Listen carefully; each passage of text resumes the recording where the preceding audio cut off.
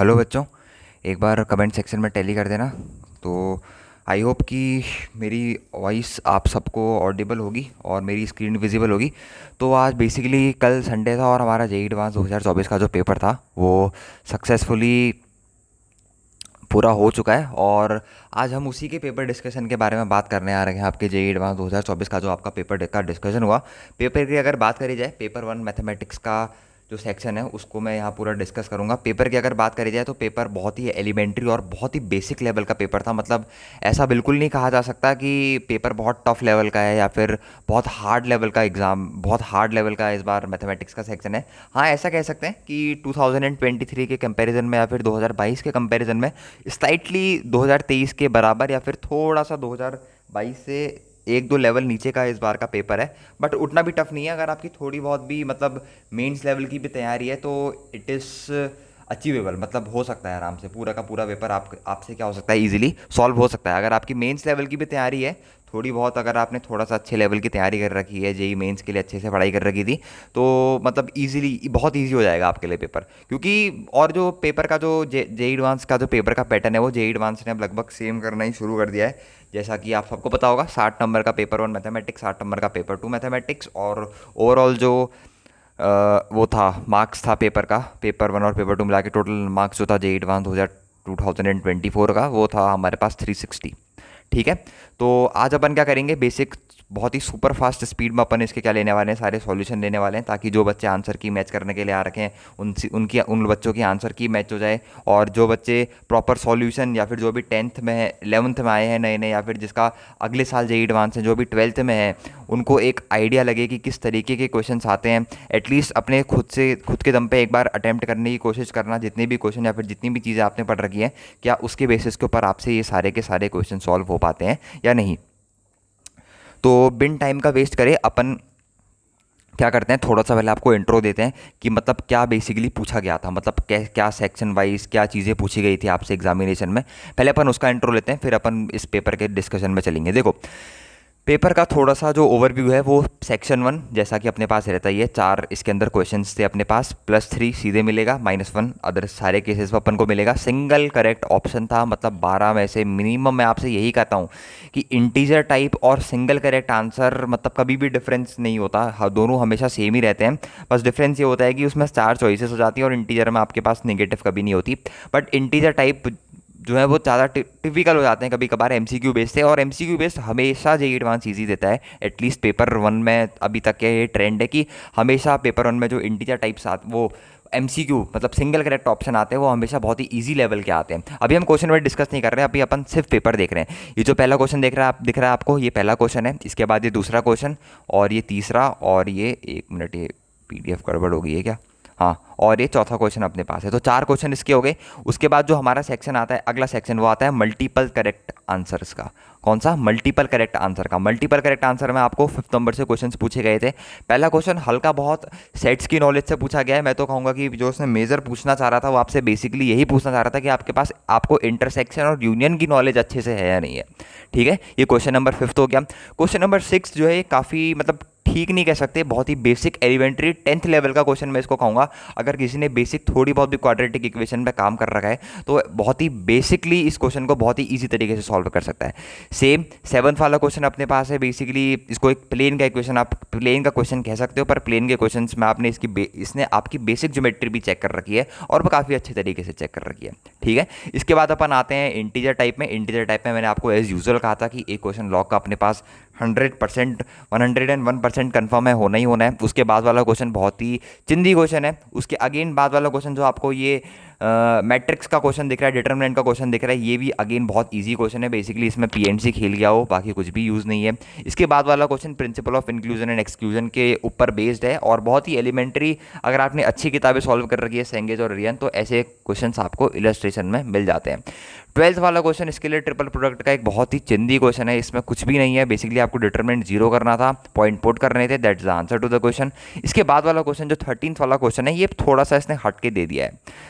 ये थोड़ा सा इसने हट के दे दिया। तो 13 वाला क्वेश्चन को एक बार को हो सकता है कि बच्चों से क्वेश्चन सॉल्व ना हुआ हो। इसके बाद आते हैं मैचअप क्वेश्चंस में। बच्चों का कहना है कि मैचअप क्वेश्चन से पेपर का पूरा लेवल बिगड़ के रख दिया था जेईई एडवांस ने। ऊपर सारी चीज़ें ईजी पूछ रहा था, पर ये जो 12 नंबर का मैच द फॉलोइंग वाला सेक्शन था ये थोड़ा सा टिपिकल पूछ लिया, जो कि मुझे भी नहीं, मुझे लगा नहीं कि लिटरली ऐसा नहीं लगा कि ये टिपिकल सेक्शन है मैच द फॉलोइंग का। बिल्कुल ही अगर आप एलिमिनेशन मेथड से जाओगे, जो अपन के पास एमसीक्यू को सॉल्व करने की बेसिक निंजा टेक्निक होती है, अगर आप एलिमिनेशन मेथड से जाओगे एमसीक्यू वाले मैचअप वाले क्वेश्चन को सॉल्व करने के लिए, ये नहीं कि आप सारे क्वेश्चन आंसर को मैचअप करने में लगे, वो बिल्कुल गलत टेक्निक होती है। अगर आप एलिमिनेशन के टेक्निक से जाओगे क्वेश्चन को सॉल्व करने के लिए, तो मतलब एज सच कोई ज़्यादा चीज़ें उसमें थी नहीं। हाँ, ये जो पहला वाला मैट्रिक्स का क्वेश्चन है, इसमें अगर किसी ने गॉस एलिमिनेशन पढ़ी होती तो हो सकता था कि उसके लिए ये क्वेश्चन पीस ऑफ केक हो। बाकी इसके बाद वाला क्वेश्चन मेरे को लगता नहीं कि कुछ इसमें ज़्यादा टिपिकल क्वेश्चन है, क्योंकि इससे टफ ज्योमेट्री वाले क्वेश्चंस आजकल आपके पास कहाँ देखने को मिल रहे हैं, जेईई मेंस के एग्जाम में देखने को मिल रहे हैं। इसके बाद वाला क्वेश्चन एक बहुत ही फुद्दू क्वेश्चन है स्ट्रेट लाइंस का, थोड़ा सा ओवरव्यू दे रहा हूँ। लास्ट वाला क्वेश्चन अगेन बहुत ही इजी क्वेश्चन है। तो आप कह रहे होगे कि सर, आप तो कह रहे हो कि सारा का सारा पूरा का पूरा पेपर ही ईजी है। मैं आपको सॉल्व करके बताऊँगा लिटरली कि मतलब आपके पास कैसे ये पूरा का पूरा पेपर इजी मैं क्यों कह रहा हूँ, मतलब किस बेसिस के ऊपर कह रहा हूँ कि ऐसे ही कैसे कह दूंगा कि यार ये क्वेश्चन तो इजी है, ये भी क्वेश्चन इजी है। अब फटाफट अपन बिना टाइम गवाए हुए चलते हैं इसके बेसिकली डिस्कशन के ऊपर, क्योंकि जिसका मैक्सिमम बच्चों को वेट रहता है वो है इसके सॉल्यूशन डिस्कशन के ऊपर। तो थोड़ा ध्यान से देखेंगे सारे बच्चे कि कैसे अपन क्या कर रहे हैं, इसके सॉल्यूशंस को डिस्कस कर रहे हैं और कैसे कैसे हम आंसर तक पहुंच रहे हैं। तो नंबर 1 क्वेश्चन हमारे पास है, जिसके लिए जो सिर्फ यहाँ पर आंसर देखने आया है कि a b c d options में से कौन सा ऑप्शन करेक्ट है। तो उसके लिए बता दूँ, जो पहला क्वेश्चन है उसके लिए मेरे पास B option is the correct option. जितना मैंने सॉल्व करा है मेरे हिसाब से बी ऑप्शन करेक्ट है। बाकी अगर किसी और का अलग आंसर आ रहा हो तो कमेंट सेक्शन में बता सकता है, क्या पता मेरी मेथड गलत हो। तो हमसे बोल रहा है let f x be a continue, देखो जेईई एडवांस के क्वेश्चन को पढ़ते कैसे, मेरे साथ साथ पढ़ना। Let f x be a continuously differentiable function on the interval 0 to infinity such that f of 1 is equals to 2 and limit t tending to x t to the power 10। ठिमकाना फलाना चीज़ें अपन को दे रखी है, जो काम की चीज़ अपन को उठानी है वो उठानी है। एफ ऑफ 1 अपन को कितना दे रखा है, 2 दे रखा है। हमसे पूछा है इस लिमिट की वैल्यू, हमसे पूछी है किस लिमिट की वैल्यू अपन से पूछी है बच्चों, हमसे पूछी है limit t tending to x t की power 10 F X minus X की power 10 into F of T upon T की power 9 minus X raise to the power 9। तो ये जो हमसे वैल्यू पूछी है limit T tending to X, मैं तो कह रहा हूँ आप सीधे इसमें एक्स डाल के देख दो। अगर एक्स डालोगे तो क्या बन जाएगा, एक्स की power 10 into F of x minus यहाँ पर बन जाएगा एक्स की power 10 into F of x upon नीचे बन जाएगा एक्स की पावर 9 माइनस एक्स की पावर 9। तो ये जो फॉर्म बन रही है आपके पास, सीधे आपको दिख रहा है ये मेरे पास 0/0 फॉर्म है। और 0/0 या फिर इन्फिनिटी की जब भी फॉर्म होती है तो उसको सॉल्व करने का सिर्फ और सिर्फ एक तरीका होता है, वो होता है मेरे पास L'Hopital rule. L'Hopital rule कौन सा रूल होता है बच्चों, अगर 0/0 और इन्फिनिटी की फॉर्म बन रही है तो इस टाइप के क्वेश्चन को सॉल्व करने का मेरे पास सिर्फ और सिर्फ एक तरीका होता है, और वो कौन सा तरीका होता है, वो होता है मेरे पास एल लॉपिटल्स रूल। ठीक है, तो अपन अब देखते हैं कि अपन इसको एल लॉपिटल रूल की मदद से कैसे सॉल्व करेंगे। थोड़ा 1 मिनट रुकना, मैं 1 मिनट फ़ैन अपना ऑन करके आ जाऊँ, बहुत गर्मी हो रही है।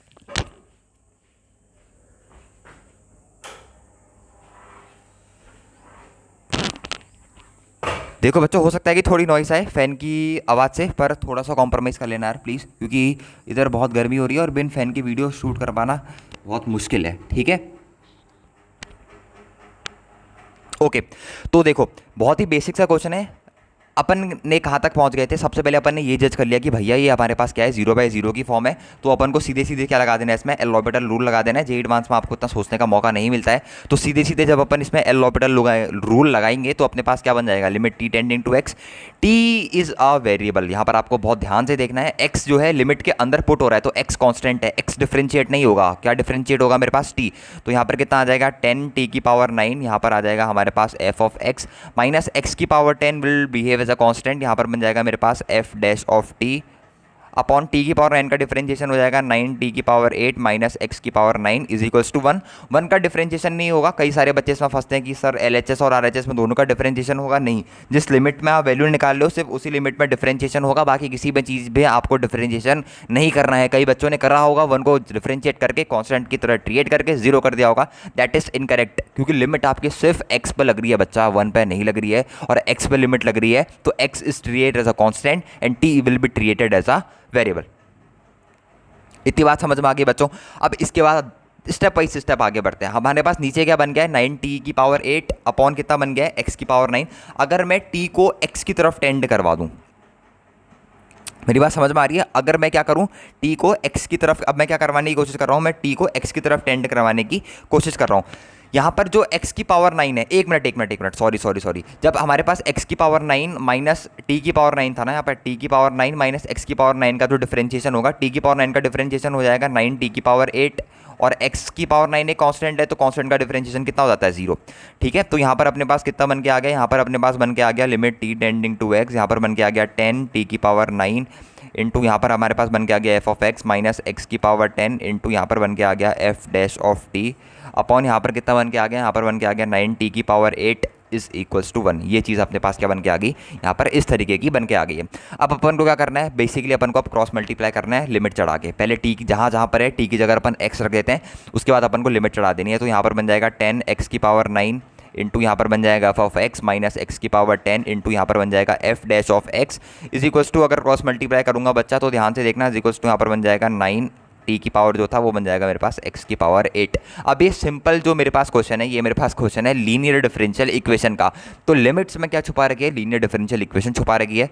अगर मैं यहाँ से ये सब पावर को कैंसिल आउट कर दूँ तो मेरे पास यहाँ पर बन जाएगा 10x into F of x minus x square into f dash of x is equals to, यहाँ पर बन जाएगा मेरे पास कितना, 9 बन जाएगा। ये बात सबको समझ में आ गई होगी, बहुत ही बेसिक और एलिमेंट्री लेवल की कैलकुलेशन है। इसको उधर ले जाना है तो यहाँ पर कितना बन जाएगा मेरे पास, यहाँ पर बन जाएगा x square, F dash x को सीधे सीधे बच्चा मैं लिख दे रहा हूँ कितना, d Y by D x square into d Y by D x, और 10 के साथ है, 10 के साथ है तो यहाँ पर मैं लिख दे रहा हूँ माइनस का 10xy। ये सारी चीज़ें उधर जाएंगी, बहुत ध्यान से देखने वाली चीज़ें हैं। और इक्वल्स टू में मेरे पास कितना बच जाएगा, माइनस का 9, क्योंकि 9 उधर शिफ्ट होगा तो वो बन जाएगा। अब मेरे को उसको किस में कन्वर्ट करना है, लीनियर डिफरेंशियल इक्वेशन में कन्वर्ट करना है, तो मैं डिवाइड कर दूंगा एक्स स्क्वायर से। अगर मैं एक्स स्क्वायर से डिवाइड करूँगा तो मेरे पास यहाँ पर बन जाएगा d Y by D x, यहाँ पर बन जाएगा मेरे पास माइनस का 10y by x is equals to minus का 9 डिवाइडेड बाई एक्स स्क्वायर। मेरे पास लीनियर डिफरेंशियल इक्वेशन सबको पता है किस फॉर्म की होती है, D Y by D X plus का P of Y is equals to Q. This is the general form, मेरी लीनियर डिफरेंशियल इक्वेशन जिस फॉर्म की होती है। इसमें क्या करना होता है, इंटीग्रेटिंग फैक्टर निकालना होता है जिसकी वैल्यू ई की power integration P of D x के बराबर होती है। अगर मैं इसमें इंटीग्रेटिंग फैक्टर की निकालने की कोशिश करूँ तो मेरे पास इंटीग्रेटिंग फैक्टर जो निकल के आ जाएगा वो निकल के आ जाएगा ई की पावर कितना, इंटीग्रेशन माइनस का 10 upon x into D of x. तो ये बन जाएगा ई की पावर माइनस का 10 into l n of x, l n of x की पावर में आ जाएगा माइनस ऑफ 10, तो इसका इंटीग्रेटिंग फैक्टर कितना निकल के आ जाएगा, एक्स की पावर माइनस ऑफ 10। ये मेरे पास इंटीग्रेटिंग फैक्टर निकल के आ गया। अब सीधे सीधे इसका सॉल्यूशन लिखता हूँ, y into integrating factor X की power 10 into is equals to integration of Q, Q कितना है मेरे पास 9 upon X square into 1 upon integrating factor, तो एक्स की पावर माइनस 10 को 1 अपॉन एक्स की power 10 into D of X लिख देता हूँ। एक मिनट, थोड़ी सी स्पेस की कमी होगी, इसको यहाँ पर सॉल्व कर लेते हैं अपन, यहाँ पर सॉल्व कर लेते हैं, कोई दिक्कत नहीं है। अपने पास क्या बन गया था, अपने पास बन गया था y इंटू एक्स की पावर माइनस का 10 is equals to integration, integration के अंदर देखोगे तो नीचे बन जाएगा x की पावर 12 बन जाएगा, तो यहाँ पर आ जाएगा माइनस 9 एक्स की पावर माइनस का 9 अपॉन एक्स स्क्वायर है और 1 अपॉन एक्स की पावर 10 है। तो बेसिकली अगर इसको आप सॉल्व करोगे तो x की पावर नीचे 12 बन जाएगी। तो अगर आप इसको ऊपर लाओगे, एक्चुअली में क्या है ना, मैं ये क्वेश्चन के सॉल्यूशन प्रिपेयर करके ला रखा हूँ, तो थोड़ी सी कैलकुलेशन में देर लग सकती है, तो थोड़ा सा हम्बलनेस आपको दिखाना पड़ेगा यहाँ पे। तो इसको इंटीग्रेट करके एक्चुअली डायरेक्ट ही लिख देते हैं, ये कोई ज़्यादा बड़ा इंटीग्रेशन लग देना है। एक्स की पावर 12 बन जाएगा, एक्स की पावर 12 का कितना हो जाएगा, एक्स की पावर 12 माइनस 1 एक्स की पावर 11, और एक्स की पावर 11 को ऊपर भेजोगे तो एक्स की पावर माइनस का 11 अपॉन में मेरे पास कितना बच जाएगा, माइनस का 11 प्लस का मेरे पास सी, तो इससे ये कट गया। अब इस सी कॉन्स्टेंट की वैल्यू कैसे निकल के आएगी, आपको एफ ऑफ 1 की वैल्यू कितनी निकल के दी थी मेरे पास, एफ ऑफ 1 की वैल्यू दी थी मेरे पास 2, तो y की जगह आप 2 रखोगे और x की जगह 1 रखोगे तो ये बन जाएगा 2 इंटू 1 इज इक्वल्स टू, यहाँ पर बन जाएगा मेरे पास 9 अपॉन 11 प्लस का c, तो c की वैल्यू कितनी आ गई, 2 माइनस 9 अपॉन 11, तो यहाँ पर आ गई मेरे पास 2 माइनस 9 अपॉन 11। ये अपने हिसाब से चेकआउट कर लेना, मेरे पास x की वैल्यू कितनी निकल के, c sorry this is my constant c, ये मेरे पास किसकी वैल्यू निकल गई, c 11 टू 22 22 माइनस 9 13, ये मेरे पास c की वैल्यू निकल के आ गई कितनी 13/11। अब क्या करना है, c को उसमें रख देना है, दैट इज़ योर आंसर। तो y जो मेरे पास निकल के आ गया, इसको थोड़ा यहाँ पर ऊपर लिख देते हैं, ठीक है, ताकि अपने पास नेक्स्ट क्वेश्चन के लिए जगह बचे रहे। तो यहाँ से मेरे पास y कितना निकल के आ गया, x की पावर माइनस 10 से मल्टीप्लाई भी करना पड़ेगा, तो यहाँ पर निकल के आ जाएगा 9 एक्स की power minus 11 upon 11 into x की पावर कितना है, ये 10 है, माइनस का 10 है, प्लस सी की जगह कितना आ जाएगा, यहाँ पर आ जाएगा 13/11 इंटू एक्स की पावर 10। इसको नीचे आएगा तो 9/11 एक्स बचेगा, तो यहाँ पर बन जाएगा मेरे पास 9/11 एक्स, प्लस यहाँ पर कितना बन जाएगा मेरे पास 13/11 इंटू एक्स की पावर 10। तो ये मेरे पास क्या निकल के आ गया, फाइनल रिजल्ट निकल के आ गया। और मेरे अकॉर्डिंग जो इस क्वेश्चन का आंसर होना चाहिए वो होना चाहिए हमारे पास आंसर नंबर बी। तो ये वो क्वेश्चन है जो आपको पेपर में जैसे ही ये क्वेश्चन दिखा तो सबसे पहले आपकी पेन किसकी तरफ जानी चाहिए, इस क्वेश्चन की तरफ जानी चाहिए। इसमें आपको कुछ नहीं करना है, बहुत ध्यान से देखना है कि ये किस फॉर्म की लिमिट बन रही है, 0/0। और 0/0 की फॉर्म की जो लिमिट्स है अपन उसे बचपन से सॉल्व करते हुए आते हैं कि यार ये जो लिमिट्स है ऑफ द फॉर्म 0/0 ये अपन के पास किससे सॉल्व होती है, बहुत ही बेहतरीन तरीके से ये अपन के पास सॉल्व होती है एल ऑर्बिटल रूल से। तो ये सिर्फ दिखने का बड़ा है, इसको तो बड़ा क्वेश्चन भी नहीं कहूँगा, ये बेसिकली मेंस से भी एक लेवल नीचे का क्वेश्चन अपन को एडवांस में दे रखा है। तो अगर मैं इसको कैटेगराइज करूँगा कैटेगरी में तो इसको मैं रखूँगा ईजी सेक्शन में। इस क्वेश्चन में ऐसा कुछ ज़्यादा सॉल्व करने के लिए अपने पास नहीं है। अब आ जाते हैं सेकेंड क्वेश्चन में। 1 मिनट, हाँ इसके लिए जगह बना दूँ मैं क्वेश्चन के लिए। हो क्या रहा है, क्वेश्चन के लिए जगह कम पड़ जा रही है। वैसे तो ये छोटे मोटे क्वेश्चन ही हैं सारे के सारे। हाँ सेकंड क्वेश्चन में आते हैं। सेकंड क्वेश्चन जो है वो मेरे को काफ़ी इंटरेस्टिंग क्वेश्चन लगा, क्योंकि इस तरीके के क्वेश्चंस जो है वो आपको काफ़ी बुक्स में मिल जाते हैं, बहुत ही जनरल क्वेश्चन है। मैं तो ये कहूँगा कि इसी तरीके के जिसमें नंबर ऑफ क्वेश्चंस आपको अननोन होते हैं। यहाँ पर बताऊँ कौन सा केस है, ये केस शायद आपने पढ़ा हो, तो ये है number of unknowns. Number of unknowns, इसमें तो अभी बेस और टोटल प्रोबेबिलिटी टीबीटी लग के बहुत ही सही सही क्वेश्चंस बन जाते हैं। 1 मिनट, इसमें अगर बेस और टीबीटी लगती तो ये काफ़ी बढ़िया क्वेश्चन बन जाता है। ये बेसिकली क्वेश्चन है आपके पास नंबर ऑफ अननोन, जिसमें एक चीज़ को छुपा के रखते हैं। मतलब जैसे यहाँ पर क्वेश्चंस आपसे छुपा के रखे थे, मतलब क्वेश्चंस मतलब ये वाला क्वेश्चन नहीं, क्वेश्चन पढ़ के बताता हूँ कि क्या बोला है। इसमें बोल रखा है कि आज student appears for quiz consisting of only true false type question and answer all the question. एक स्टूडेंट है वो एक क्विज में अपीयर हुआ और क्विज में क्या बोल रहा है, सिर्फ ट्रू और फॉल्स टाइप के क्वेश्चन है भैया, उसके अलावा किसी और तरीके के क्वेश्चन ही अवेलेबल नहीं है। और उसने सारे क्वेश्चंस के आंसर करे। ये आपको जेईई एडवांस में नहीं करना होता, but he has done in his board exam कि उसने सारे के सारे क्वेश्चंस के आंसर करे। The student knows the answer of some the student knows the answer of some questions and guesses the answer for remaining questions. उसको कुछ questions के आंसर आते थे और कुछ क्वेश्चंस के आंसर उसने गेस करे। तो उसमें अननोन क्या है, अननोन है हमारे पास नंबर ऑफ क्वेश्चंस। मतलब ये उस तरीके के क्वेश्चंस होते हैं, ये स्पेशली एक कैटेगरी होती है जो कि पढ़ाई जाती है जिसमें नंबर ऑफ अननोन्स होते हैं, एक चीज़ आपसे छुपाई गई होती है। जैसे यहाँ पर नंबर ऑफ क्वेश्चन जो है आपसे छुपाए गए हैं, तो इन केस जनरली क्या बोला जाता है कि या तो आप नंबर ऑफ क्वेश्चंस को कुछ कैपिटल एक्स मान लो, कैपिटल वाई, कैपिटल जी, कुछ भी मान सकते हो, या फिर नंबर ऑफ अननोन्स को आप क्या देख सकते हो एक तरीके से, मान लो कि नंबर ऑफ अननोन क्वेश्चन मैंने क्या ले लिया अपने पास, 100 ले लिए। समझ में आ रही बात, ये बहुत ही स्टैंडर्ड क्वेश्चन है, ऐसे क्वेश्चन आपने करे हुए होने चाहिए। यहाँ पर मैंने नंबर ऑफ क्वेश्चंस क्या मान लिए, यहाँ पर मैं लिख लेता हूँ number of, 1 minute pen change कर लेता हूँ, यहाँ पर मैं मान लेता हूँ नंबर ऑफ अननोन नहीं लिखूँगा, अब मैं लिखूँगा नंबर ऑफ क्वेश्चंस। मैंने कितने मान लिए, लेट सपोज उसने 100 क्वेश्चंस के अपने पास आंसर करे, 100 क्वेश्चंस के आंसर करे, तो 100 में से कुछ एक्स उसने ऐसे आंसर करे होंगे जिसकी वैल्यू उसे क्या होगी, पता होगी कि भैया इसका ये है, इसका ये है, इसको मैं डायरेक्टली आंसर कर देता हूँ। और ऐसे कौन से क्वेश्चंस होंगे जो उसे नहीं पता होंगे, 100 - x, और फिर भी उसने आंसर कर रखे हैं। ये अपने पास क्या है, ये अपने पास गैसेज हैं, इसने क्या मार रखे हैं, ये गैसेज मार रखे हैं। पर अल्टीमेटली ये वाला जो नोन वाला पार्ट है और अननोन वाला पार्ट है मिला के क्या बनाएगा, टोटल नंबर ऑफ क्वेश्चन 100 की जगह बच्चे आप n भी ले सकते हो, n में आप x को अननोन कर देना और n - x आपके पास क्या हो जाएंगे, गैस हो जाएंगे। क्योंकि जितने उसको नहीं आते हैं उसने उतने उसमें क्या मारा, उतनों में उसने क्या मारा बच्चे, गैस मारा। अब आगे बढ़ते हैं, थोड़ी सी इसने लैंग्वेज में मेरे हिसाब से भबरा रखा है, ठीक है। Whenever the student knows the answer of a question he gives the correct answer. ये बात बिल्कुल सीधी सीधी लिखी है, जब भी उसको आंसर पता था उसने उसका क्या आंसर दिया, करेक्ट आंसर दिया। जब भी उसको आंसर पता था, ये प्रोबेबिलिटी यहाँ पर कंडीशनल प्रोबेबिलिटी है। Whenever he knows the answer, whenever student knows the answer of the question he gives the correct answer. जब भी नो पता था, नोन के से नोन, उसने कौन सा आंसर दिया, करेक्ट, तो इसकी प्रोबेबिलिटी कितनी हो जाएगी, 1 हो जाएगी, ठीक है। Assume that the probability of the student giving the correct answer for a question given that he has guessed it. ये कौन सा केस है, बेसिकली इस क्वेश्चन में क्या हो रहा है, 3 केस दे रखे हैं। एक केस ये वाला है कि भैया जब उसको आंसर पता है तो करेक्ट ही देगा, कोई दिक्कत वाली बात नहीं है। सेकंड वाला केस क्या बोल रहा है, assume that the probability of the student giving the correct answer for a question given that he has guessed. उसने गेस्ड करा और गेस करने के बाद भी आंसर करेक्ट आया, मतलब आपने जेई के एग्जाम में तुक्का लगाया बच्चे ने, और तुक्का लगाने के बाद भी आंसर क्या आ रहा है, करेक्ट। जी नीचे जी इज फॉर गेस्ट और सी इज फॉर करेक्ट, तो इसकी प्रोबेबिलिटी कितनी है बच्चे, इसकी प्रोबेबिलिटी है 1/2। Also assume that the probability of the answer for a question being guessed given that the student answer is correct is 1/6। अब ये तीसरा केस कौन सा है, यहाँ पर बेसिकली ये मेरे पास केस 1 हो गया, ये मेरे पास केस 2 हो गया। एक तीसरे केस में अपन से ये बोल रखा है प्रोबेबिलिटी कि आंसर करेक्ट है, आंसर करेक्ट है, और वो आंसर कैसे आया, आंसर आया गैस से। ये पढ़ो ना, also assume that the probability of the answer for a question being guessed given that the student answer is correct. तो तीसरा वाला केस क्या बोल रहा है, तीसरा वाला केस बोल रहा है probability that the answer is guessed, sorry answer is correct, question is correct, और जो आंसर है वो क्या कर रखा है, गैस कर रखा है। तो इसकी प्रोबेबिलिटी कितनी है अपने पास, इसकी प्रोबेबिलिटी है 1/6। देखो 3 केसेज हैं, सबसे पहला आंसर पता था तो उसने करेक्ट आंसर दिया, इसकी प्रोबेबिलिटी 1 होगी, कोई दिक्कत वाली बात नहीं है। दूसरे वाले केस में आंसर गैस करा, पर गैस करा हुआ आंसर भी करेक्ट आ गया।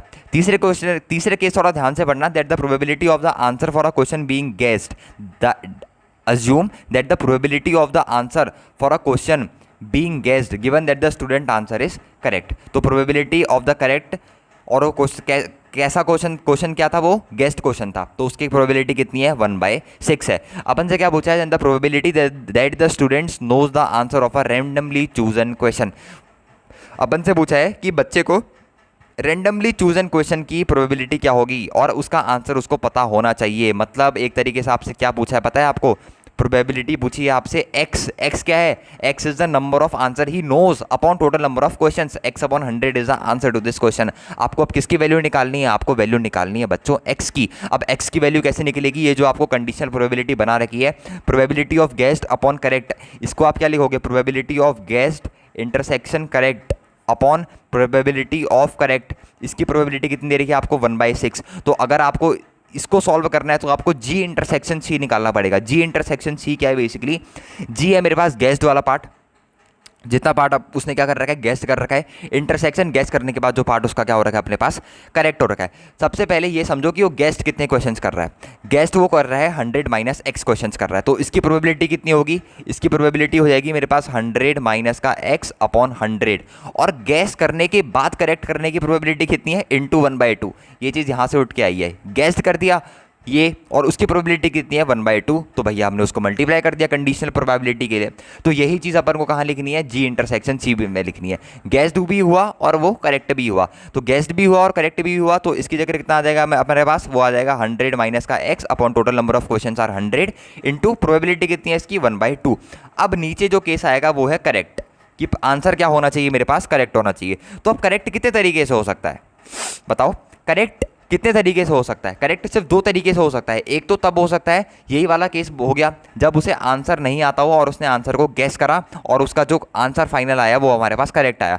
मतलब यही वाला केस, एक तो नीचे लिख दूंगा 100 - का x अपॉन का 100 इंटू में क्या आ जाएगा मेरे पास, इंटू में आ जाएगा 1/2, प्लस एक केस कौन सा है मेरे पास, एक केस तो वो है जिसमें आंसर उसको पता ही था, गलत होने के चांसेस ही नहीं थे, तो उसमें उसकी प्रोबेबिलिटी कितनी थी, उसमें थी उसकी प्रोबेबिलिटी x/100 और उसकी प्रोबेबिलिटी कितनी थी 1। इसकी वैल्यू किसके बराबर है, 1/6। बहुत ही बेसिक से कैलकुलेशन है, 100 100 100 आपको करता हुआ दिख रहा है, और आपको बेसिक सी यहाँ पर क्या रख रही है, मेरे को तो 2 2 2 भी करता हुआ दिख रहा है क्या।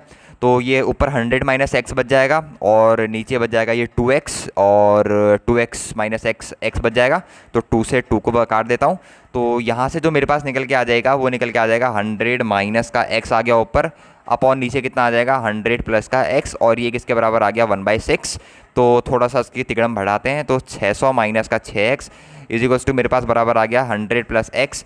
तो ये कितना आ गया, ये आ गया 500 is equals to x plus 6x, तो ये आ गया 7 का x, अटपटा सा आ रहा है x इज इक्वल्स टू ये आ गया मेरे पास 500 डिवाइडेड बाय 7। पर जो प्रोबेबिलिटी देखो ध्यान से देखना, आंसर में प्रोबेबिलिटी किस चीज़ की चाहिए, प्रोबेबिलिटी उस चीज़ की चाहिए कि आंसर जो करा, आंसर उसको पता होना चाहिए, उस चीज़ की प्रोबेबिलिटी चाहिए, और वो आंसर सही भी होना चाहिए। तो उस चीज़ की प्रोबेबिलिटी कितनी थी मेरे पास, उस चीज़ की प्रोबेबिलिटी थी x/100। तो कुछ नहीं करना है आपको, बस x की वैल्यू रखनी है, तो 500 डिवाइडेड बाय 100 इंटू 7, तो प्रोबेबिलिटी आ जाएगी मेरे पास कितनी बच्चों, 5/7। कई बच्चों से मेरी बात हुई, उसका आंसर 5/12 दे रहे थे, तो आई थिंक कि 5/12 वालों का गलत होगा। 5/7 जिसने टिक कर रखा है इस क्वेश्चन में, उसके लिए ये आंसर बिल्कुल सही होगा। इसने फंसाया कहाँ पर क्वेश्चन में, अपन बात करते हैं कि कहाँ पर फंसा रहा है क्वेश्चन में।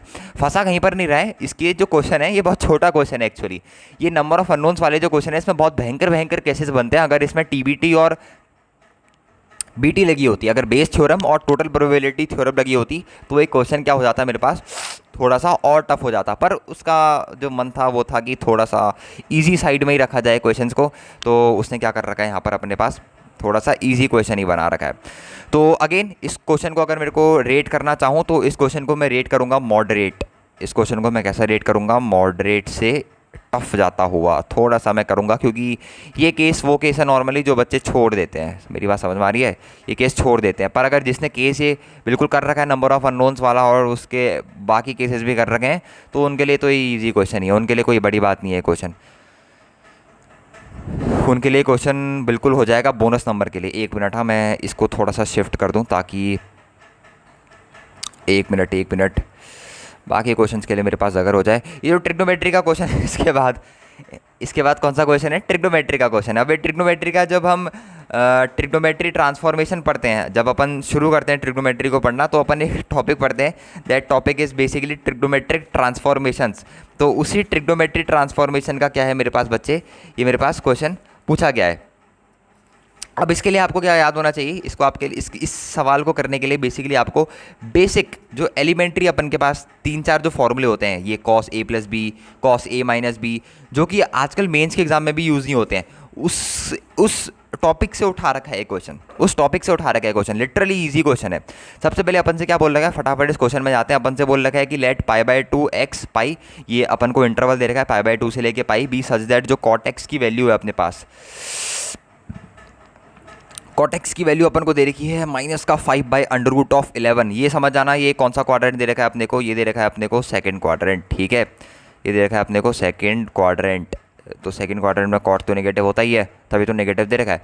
तो cot x अपन को कितना दे रखा है भैया, cot x दे रखा है अपने को -5/√11। इसको शॉर्टकट से कर देंगे, ऐसे कुछ भी नहीं है, पता है आपको sin 11x/2 को अंदर मल्टीप्लाई करना है। तो sin 11x/2 जब अंदर मल्टीप्लाई होगा तो एक बार sin 6x के साथ होगा, तो यहाँ पर बन जाएगा मेरे पास sin 11x/2 और यहाँ पर आ जाएगा मेरे पास sin 6x, ठीक है, ये आ गया। और एक बार cos x वाले से भी मल्टीप्लाई होगा तो माइनस यहाँ पर आ जाएगा मेरे पास sin 11x/2 इंटू यहाँ पर आ जाएगा मेरे पास cos का 6x प्लस सेम cos भी मल्टीप्लाई होगा तो यहाँ पर बन जाएगा cos 11x/2 इंटू साइन का यहाँ पर आ जाएगा 6x प्लस यहाँ पर cos इससे भी मल्टीप्लाई होगा cos 11x/2, यहाँ पर आ जाएगा मेरे पास cos का कितना 6x। तो sin 11x/2 into sine 6x और cos 11/2 इंटू cos 6x, तो cos a cos b into sine a sin b, that will become cos 6x - 11x/2 plus sign A cos b minus cos a sin b, तो ये बन जाएगा मेरे पास sin a - b, तो ये बन जाएगा sin 6x - 11x/2।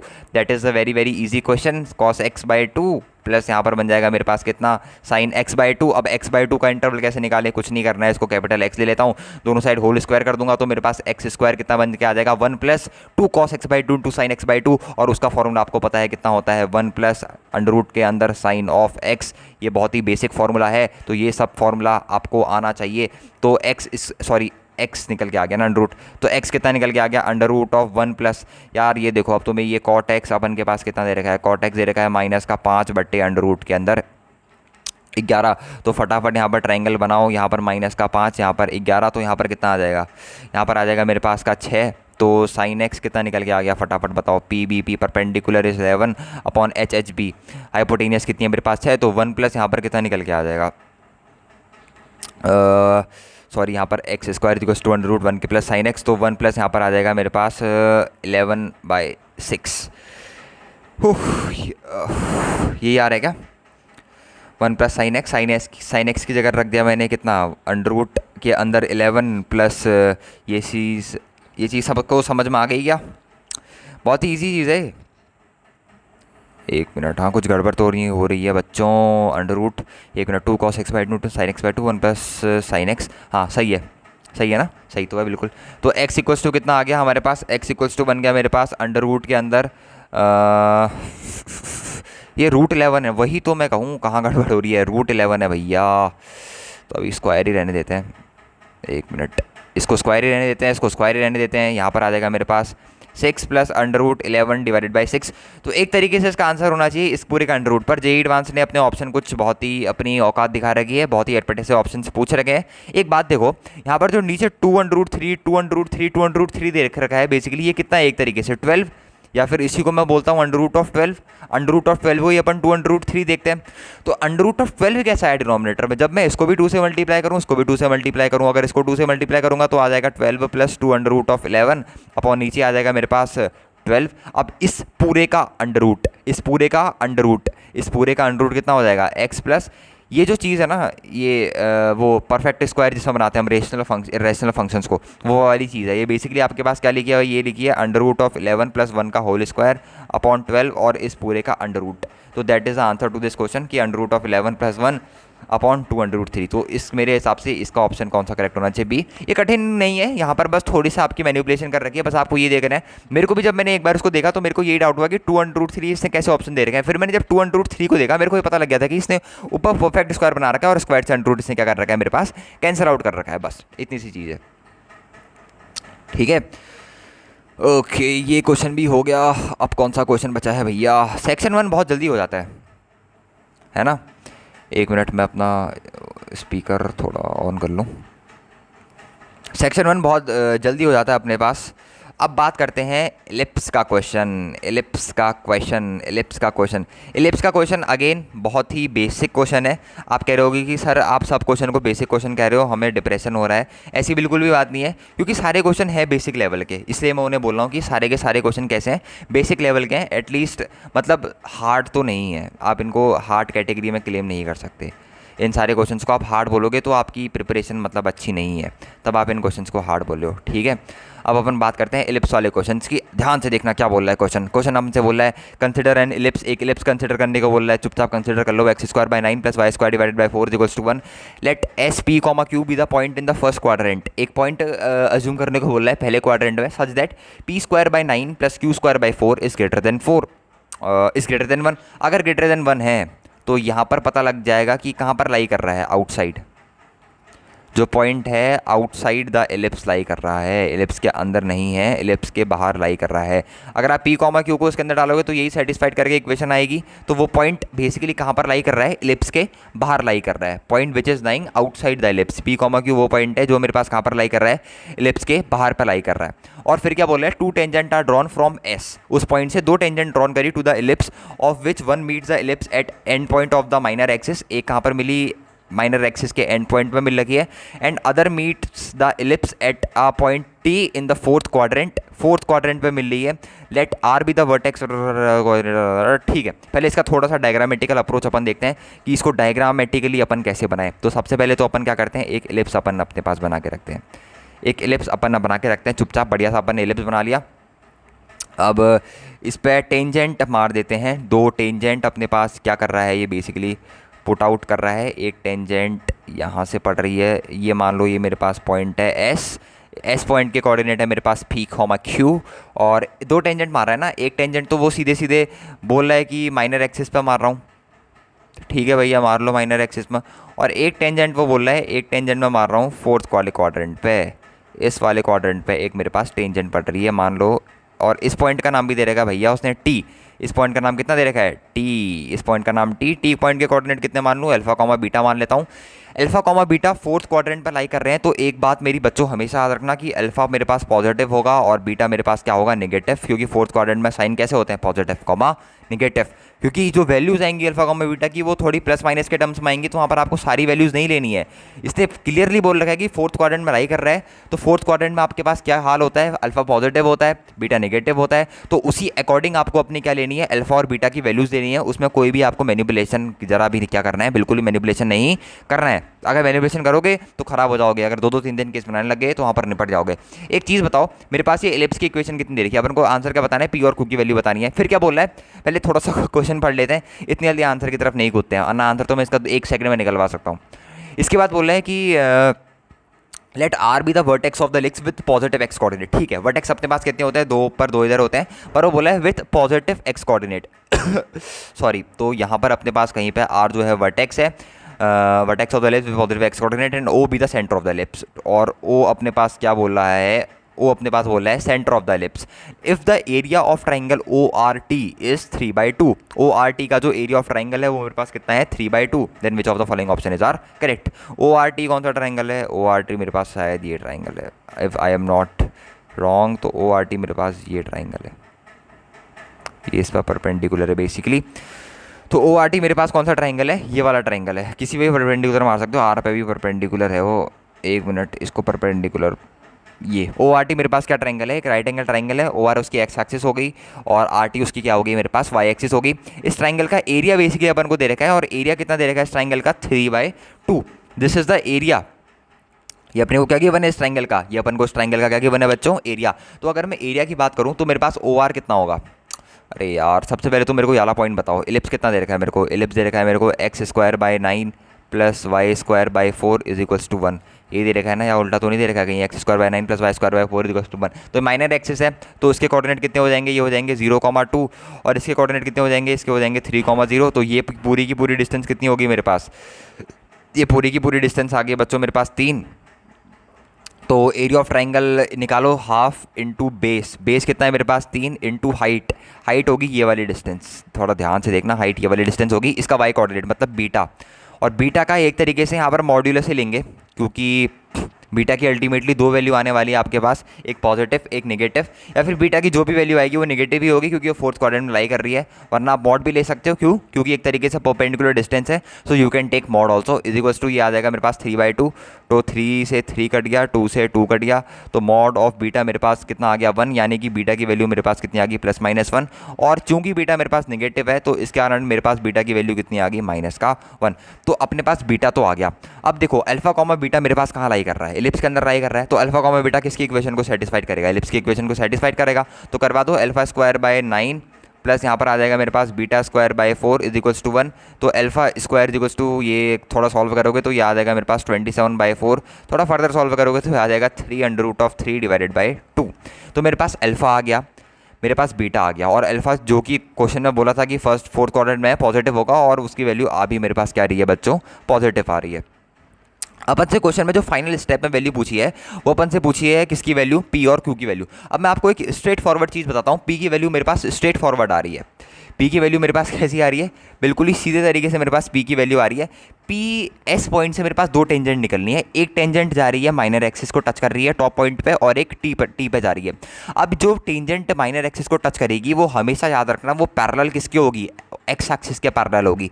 अगर एक्स एक्सिस के पैरेलल होगी तो इस लाइन की इक्वेशन क्या होगी, इस लाइन की इक्वेशन होगी मेरे पास y = 2, मतलब जो पी कोऑर्डिनेट आया, सॉरी जो उसका क्यू कोऑर्डिनेट का पॉइंट आया मेरे पास वो एक तरीके से कितना निकल के आ गया 2, तो आप क्यू की वैल्यू डायरेक्टली कितनी क्लेम कर सकते हो, 2 क्लेम कर सकते हो। क्यों, क्योंकि ये जो टेंजेंट पड़ रही है एक तरीके से कौन सी लाइन है, y = 2 लाइन है मेरे पास, क्योंकि टेंजेंट अगर पैरेलल नहीं हुई एक्स एक्सिस से तो वो टेंजेंट नहीं हो पाएगी माइनर एक्सिस पे, माइनर एक्सिस पे टेंजेंट तभी पड़ेगी जब वो पैरेलल होगी एक्स एक्सिस से, और एक्स एक्सिस के टेंजेंट पैरेलल है, मतलब हमारे पास y एक तरीके से क्या है, कांस्टेंट है, और x चेंज हो रहा है, हमारे पास y क्या रह रहा है, हमेशा कांस्टेंट रह रहा है।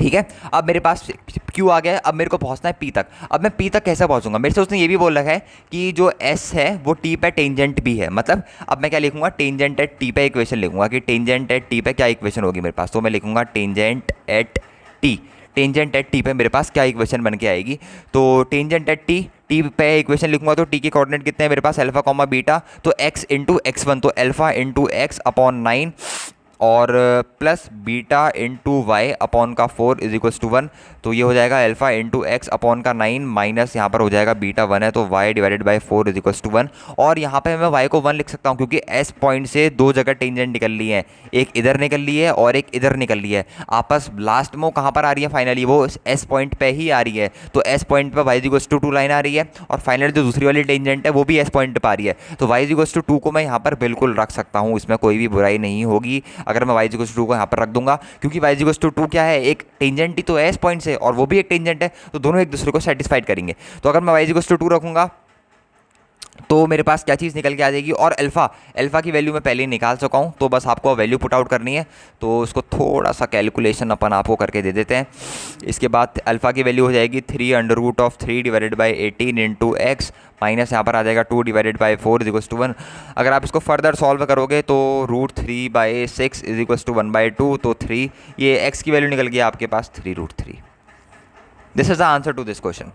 एक्स की वैल्यू आपके पास निकल के आ गई 3√3, और सॉरी एक्स जो बोल रहा हूँ, हाँ मतलब एक्स भी बोल सकते हो या फिर आप उसको पी भी बोल सकते हो। Basically x comma y are the points p comma q ना, एक्स भी बोल सकते हो या फिर आप इसको क्या बोल सकते हो, p is equals to sorry 3√3 बोल सकते हो। और क्यू तो अपने पास बेसिकली ओवरऑल भी आ सकता था, दैट इज इक्वल्स टू 2। तो 3√3, 2 कहाँ पर दे रखा है, इसका option number A is correct. अगर इस क्वेश्चन को मैं रखना चाहूँ, इस क्वेश्चन को अगेन मैं इजी कैटेगरी में रखूँगा। इस क्वेश्चन को मैं टफ तो नहीं कहने वाला हूँ, क्योंकि मतलब यार बेसिक क्वेश्चन है। मतलब ऐसे अभी ट्राइंगल बन रहा था, एक सवाल और आया था पिछले बार, उससे पिछले साल उसमें एक पैरेललोग्राम बन रहा था। तो ऐसे बहुत सारे अनगिनत क्वेश्चन हैं, हर साल ये एडवांस आपको देते रहता है परेशान करने के लिए, जिसमें आपको परेशान होने की कोई दिक्कत है नहीं। बहुत ही एलिमेंट्री लेवल के सारे क्वेश्चन हैं और बहुत ही बेसिक से हो जाते हैं। अब बात करते हैं, अब अपन नए सेक्शन की तरफ कूद गए हैं। इस सेक्शन में बात हो रही है किसके बारे में, मल्टीपल चॉइस क्वेश्चंस के बारे में। मल्टीपल आंसर करेक्ट है बलून के, पर मेरे को लगता तो नहीं है कि ये क्वेश्चंस उतने तगड़े हैं। According to students these sections are also hard. अब देखते हैं कि एक सेक्शन कैसे हार्ड है, अपन इसको सेक्शन को इजी करते हैं। ध्यान देना है, मल्टीपल सेक्शन है जिसमें पार्शियल मार्क्स होते हैं, और एक से ज़्यादा आंसर भी अपने पास क्या हो सकते हैं, बिल्कुल करेक्ट भी हो सकते हैं। क्या बोल रहा है, लेट एस एक सेट दे रखा है a+b√2, a, b अपन को z दे रखे हैं, ठीक है, इंटीजर दे रखे हैं। t1 एक सेट दे रखा है -1+√2, थोड़ा t1 लिख लेते हैं अपन। t1 अपन को दे रखा है -1+√2 की power n, such that n किसको बिलोंग कर रहा है, नेचुरल नंबर को। t2 भी कुछ इस तरीके का सेट अपन को गिवन है, t2 सेट गिवन है अपने को 1+√2 की power n, such that n belongs to n। अगर इस सेट को मैं खोल के देखूं तो कितना आ जाएगा, ये आ जाएगा मेरे पास -1+√2 आ जाएगा, ठीक है। और फिर अगर होल स्क्वायर 3 - 2√2, ऐसी ऐसी चीज़ें सेट के अंदर मेरे पास क्या होंगी, आते रहेंगी। n की वैल्यू बेसिकली आप 1 2 3 4 जीरो नहीं डाल सकते, नेचुरल नंबर है, तो 1 2 3 4 आप कितनी भी डाल सकते हो।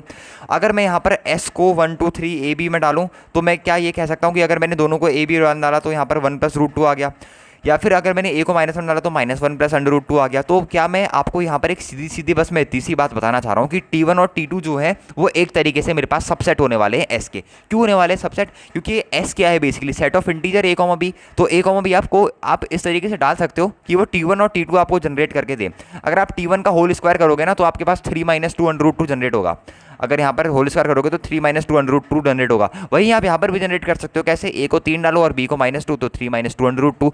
तो t1 और t2 जो है वो बेसिकली एक तरीके से कंटेन कर रखा है किसने, s से। मतलब अगर मैं यहाँ पर ये कहूँ t1 is a subset of s and t2 is also subset of s, तो इसमें कोई भी बुराई नहीं होगी, मैं ये चीज़ बहुत ही आसानी से आपके पास रख सकता हूँ। ठीक हो गया, ये चीज़ आपको समझ में आ गई। सबसे पहले ऑप्शन की तरफ चलते हैं। सबसे पहला ऑप्शन बोल रहा है कि t1 union t2 is a subset of s। ये बात तो बिल्कुल अपने पास क्लियर है। अब इसने ये इंटीजर क्या घुसा दिया basically, z union t1 union t2 is basically subset of s। z इसने घुसाया क्योंकि यहाँ पर आप s पे ध्यान दो, s पे अगर अपन ध्यान देंगे तो s पे अपन का बन रहा है a+b√2 such that a, b belongs to z। अगर मैं b को 0 कर दूं बच्चों, अगर मैं b को 0 कर दूं तो मेरे पास s इक्वल्स टू a बचेगा, और यहाँ पर a किसको बिलोंग कर रहा है, बेसिकली a इंटीजर को बिलोंग कर रहा है। तो इंटीजर जो है वो सबसेट है t1 सेट का, ऑब्वियस ही बात है। और वो भी सॉरी, इनका यूनियन किसका सबसेट होगा, बेसिकली मेरे पास सेट s का क्या होने वाला है, सबसेट होने वाला है। तो उसमें मेरे पास कोई भी मेरे को उसमें दिक्कत ऐसी लग नहीं रही है। अगर आप सीधे सीधे b को 0 कर देते हो तो आपके पास a एक इंटीजर का सेट ही बन के आ जाएगा पूरा, जो कि यूनियन t1 यूनियन t2 किसका सबसेट होगा, एक तरीके से s का सबसेट होगा, क्योंकि a, b क्या बिलोंग कर रहे हैं, को डिनोट कर रहे हैं, तो z क्या होगा, सबसेट होगा बिल्कुल s का। दूसरा वाला ऑप्शन बोला है t1 इंटरसेक्शन 0,1/2024। देखो 2024 का साल है, 2024 में जेईई एडवांस हो रहा है, तो 2024 का एक सवाल बनना तो बनता है। अगर सवाल नहीं दे रखा है कहीं ना कहीं ऑप्शन में इसने फंसा दिया 2024, जो कि हर साल वो करता है, 22 में भी करा था, ठीक है, 23 में भी करा था, हर साल कहीं ना कहीं ये चीज़ें करते रहता है जेई, तो ऐसी बचकानी हरकतें करते रहता है। Let's focus on the option. हमसे बोला है कि T1 का इंटरसेक्शन अगर मैं करूँ 0,1/2024 के साथ तो मेरे को 5 मिल रहा है, वेयर 5 डिनोट था एम्प्टी सेट।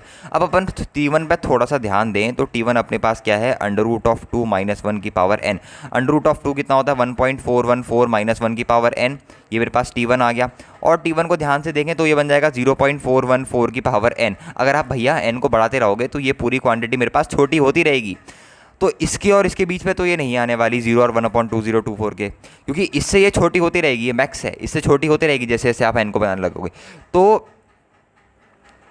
जो अपन का इंटरसेक्शन है वो अपने पास क्या आएगा, T1 intersection 0,1/2024 equals to 5 where 5 denotes the empty set. Empty set नहीं आएगा क्योंकि इसके बीच में क्या करेगा, बेसिकली एक वैल्यू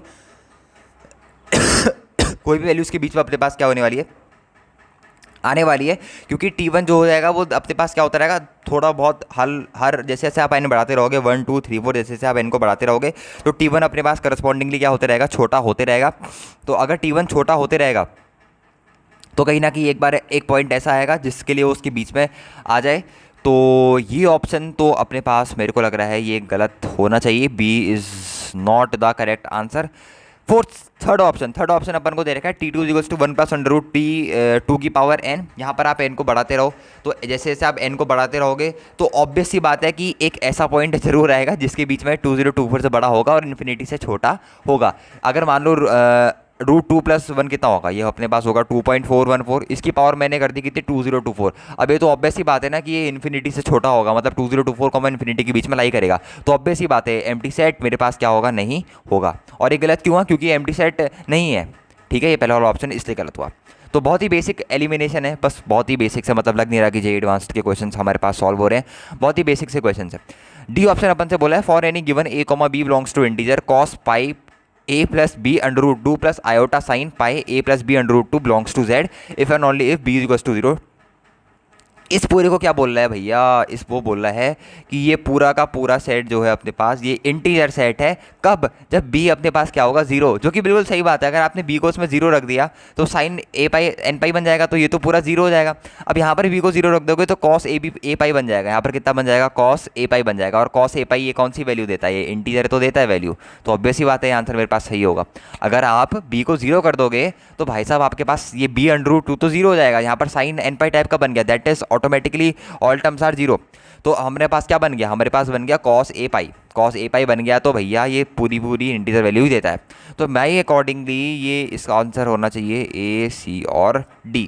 बाकी इस क्वेश्चन में ऐसा कुछ भी ताबड़तोड़ नहीं है। अगर आपको लग रहा है कि ये क्वेश्चन काफ़ी कठिन लेवल का क्वेश्चन है, आपने एक तगड़ा क्वेश्चन कर दिया, तो वो आपका बहम है। ये बहुत ही ईजी और बेसिक लेवल का क्वेश्चन आपके पास है। अभी तक जो भी अपन ने क्वेश्चन सॉल्व कर रखे वो सारे के सारे बेसिक लेवल के क्वेश्चन है।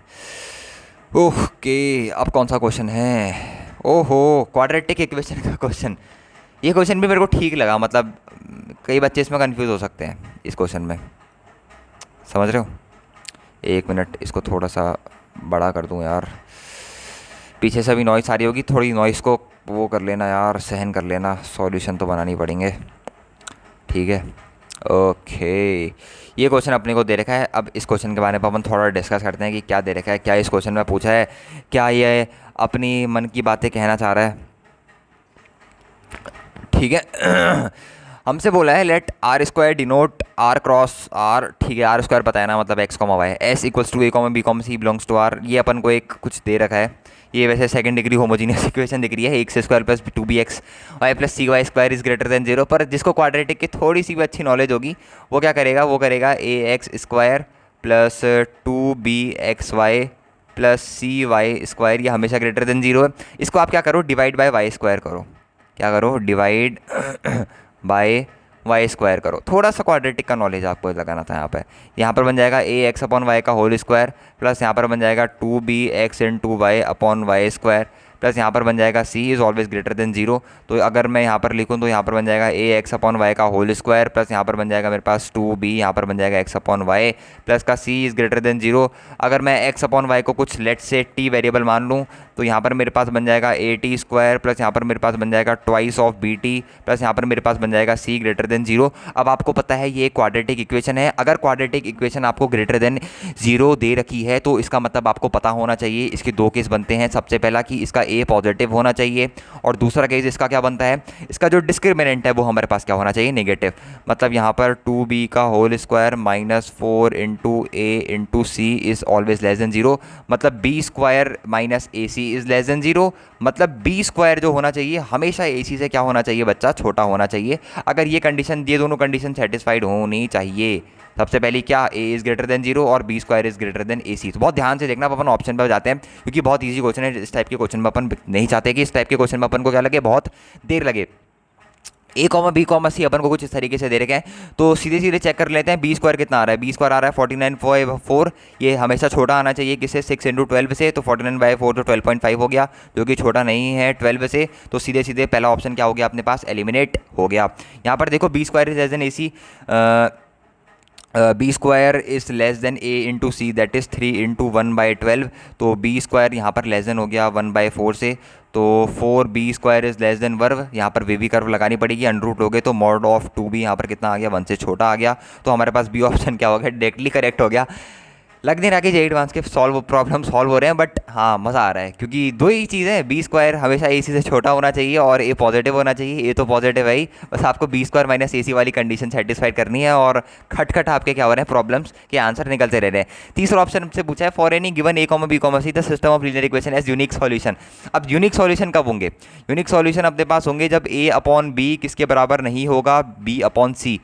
यही तो होता है, सॉरी ए अपॉन बी किसके बराबर नहीं होगा, बी अपॉन सी के। यही तो कंडीशन होगी। मतलब एक तरीके से b square not equals to a c, basically वही तो अपन का आंसर है। बी स्क्वायर ए सी के बराबर है ही नहीं। अगर A upon B is equals to B upon C हो जाता तो इस केस में यूनिक सॉल्यूशन नहीं होता। इस केस में no unique solution, no unique solution. पर यहाँ पर बोल रहा है कि यूनिक सॉल्यूशन है, तो यूनिक सॉल्यूशन बिल्कुल दिख रहे हैं। कैसे दिख रहे हैं भैया, यूनिक सॉल्यूशन की कंडीशन क्या है, A upon B not equals to C. और वही तो अपन का जो अपन ने ऊपर से टोटका निकाला था, B square is less than A C, वही तो ये है कि बी स्क्वायर ए सी के बराबर नहीं है, या तो छोटा होगा या तो बड़ा होगा। तो सी ऑप्शन इज करेक्ट।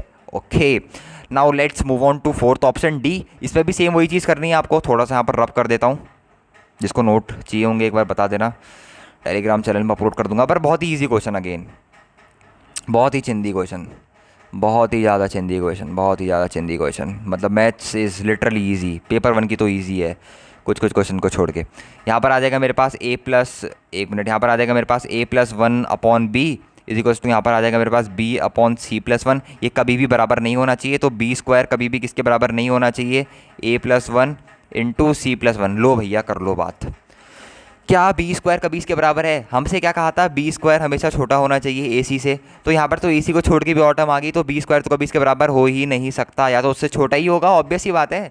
अबे यार यहाँ पर टर्म बढ़ जाएंगी, तो बी स्क्वायर ऑब्वियस ही बात है ए सी से छोटा ही होगा, होगा नहीं होगा, बस खत्म। तो डी ऑप्शन मेरे पास क्या है, एज अ यूनिक सॉल्यूशन, बिल्कुल यूनिक सॉल्यूशन है। ये कंडीशन अगर सेटिस्फाइड कर रही है ना तो यूनिक सॉल्यूशन है। जैसे यहाँ पर सेटिस्फाइड कर रही है यूनिक सॉल्यूशन, यहाँ पर सेटिस्फाइड कर रही है अपने पास, यहाँ पर भी यूनिक सॉल्यूशन आ रहे हैं। ठीक है, तो 6 क्वेश्चन अपन ने कर लिए हैं। अब अपन आते हैं अगले क्वेश्चन की तरफ। अच्छा ये सेक्शन भी खत्म होने वाला है क्या, साथ ही क्वेश्चन है क्या इसमें। Easy, very easy bro. मतलब वही मैं कह रहा हूँ ना, मतलब सारे क्वेश्चन उसने टिपिकल नहीं दे रखे हैं उसने। मतलब ये इंटीजर वाले तो खैर बिल्कुल ही ईजी दे रखे हैं। मतलब इंटीजर वाले में तो क्या ही बोलूँ मैं, कि क्या ही दे दिया जेईई एडवांस ने।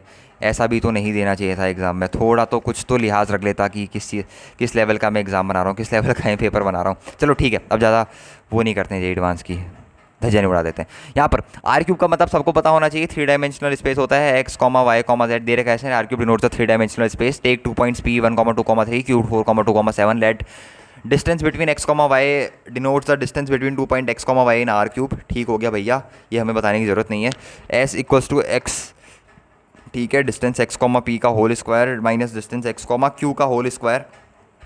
देखो basically x belongs to r cube का मतलब ये है ना, आप एक्स को कुछ भी ले लो, आप एक्स को x comma Y comma z ले लो।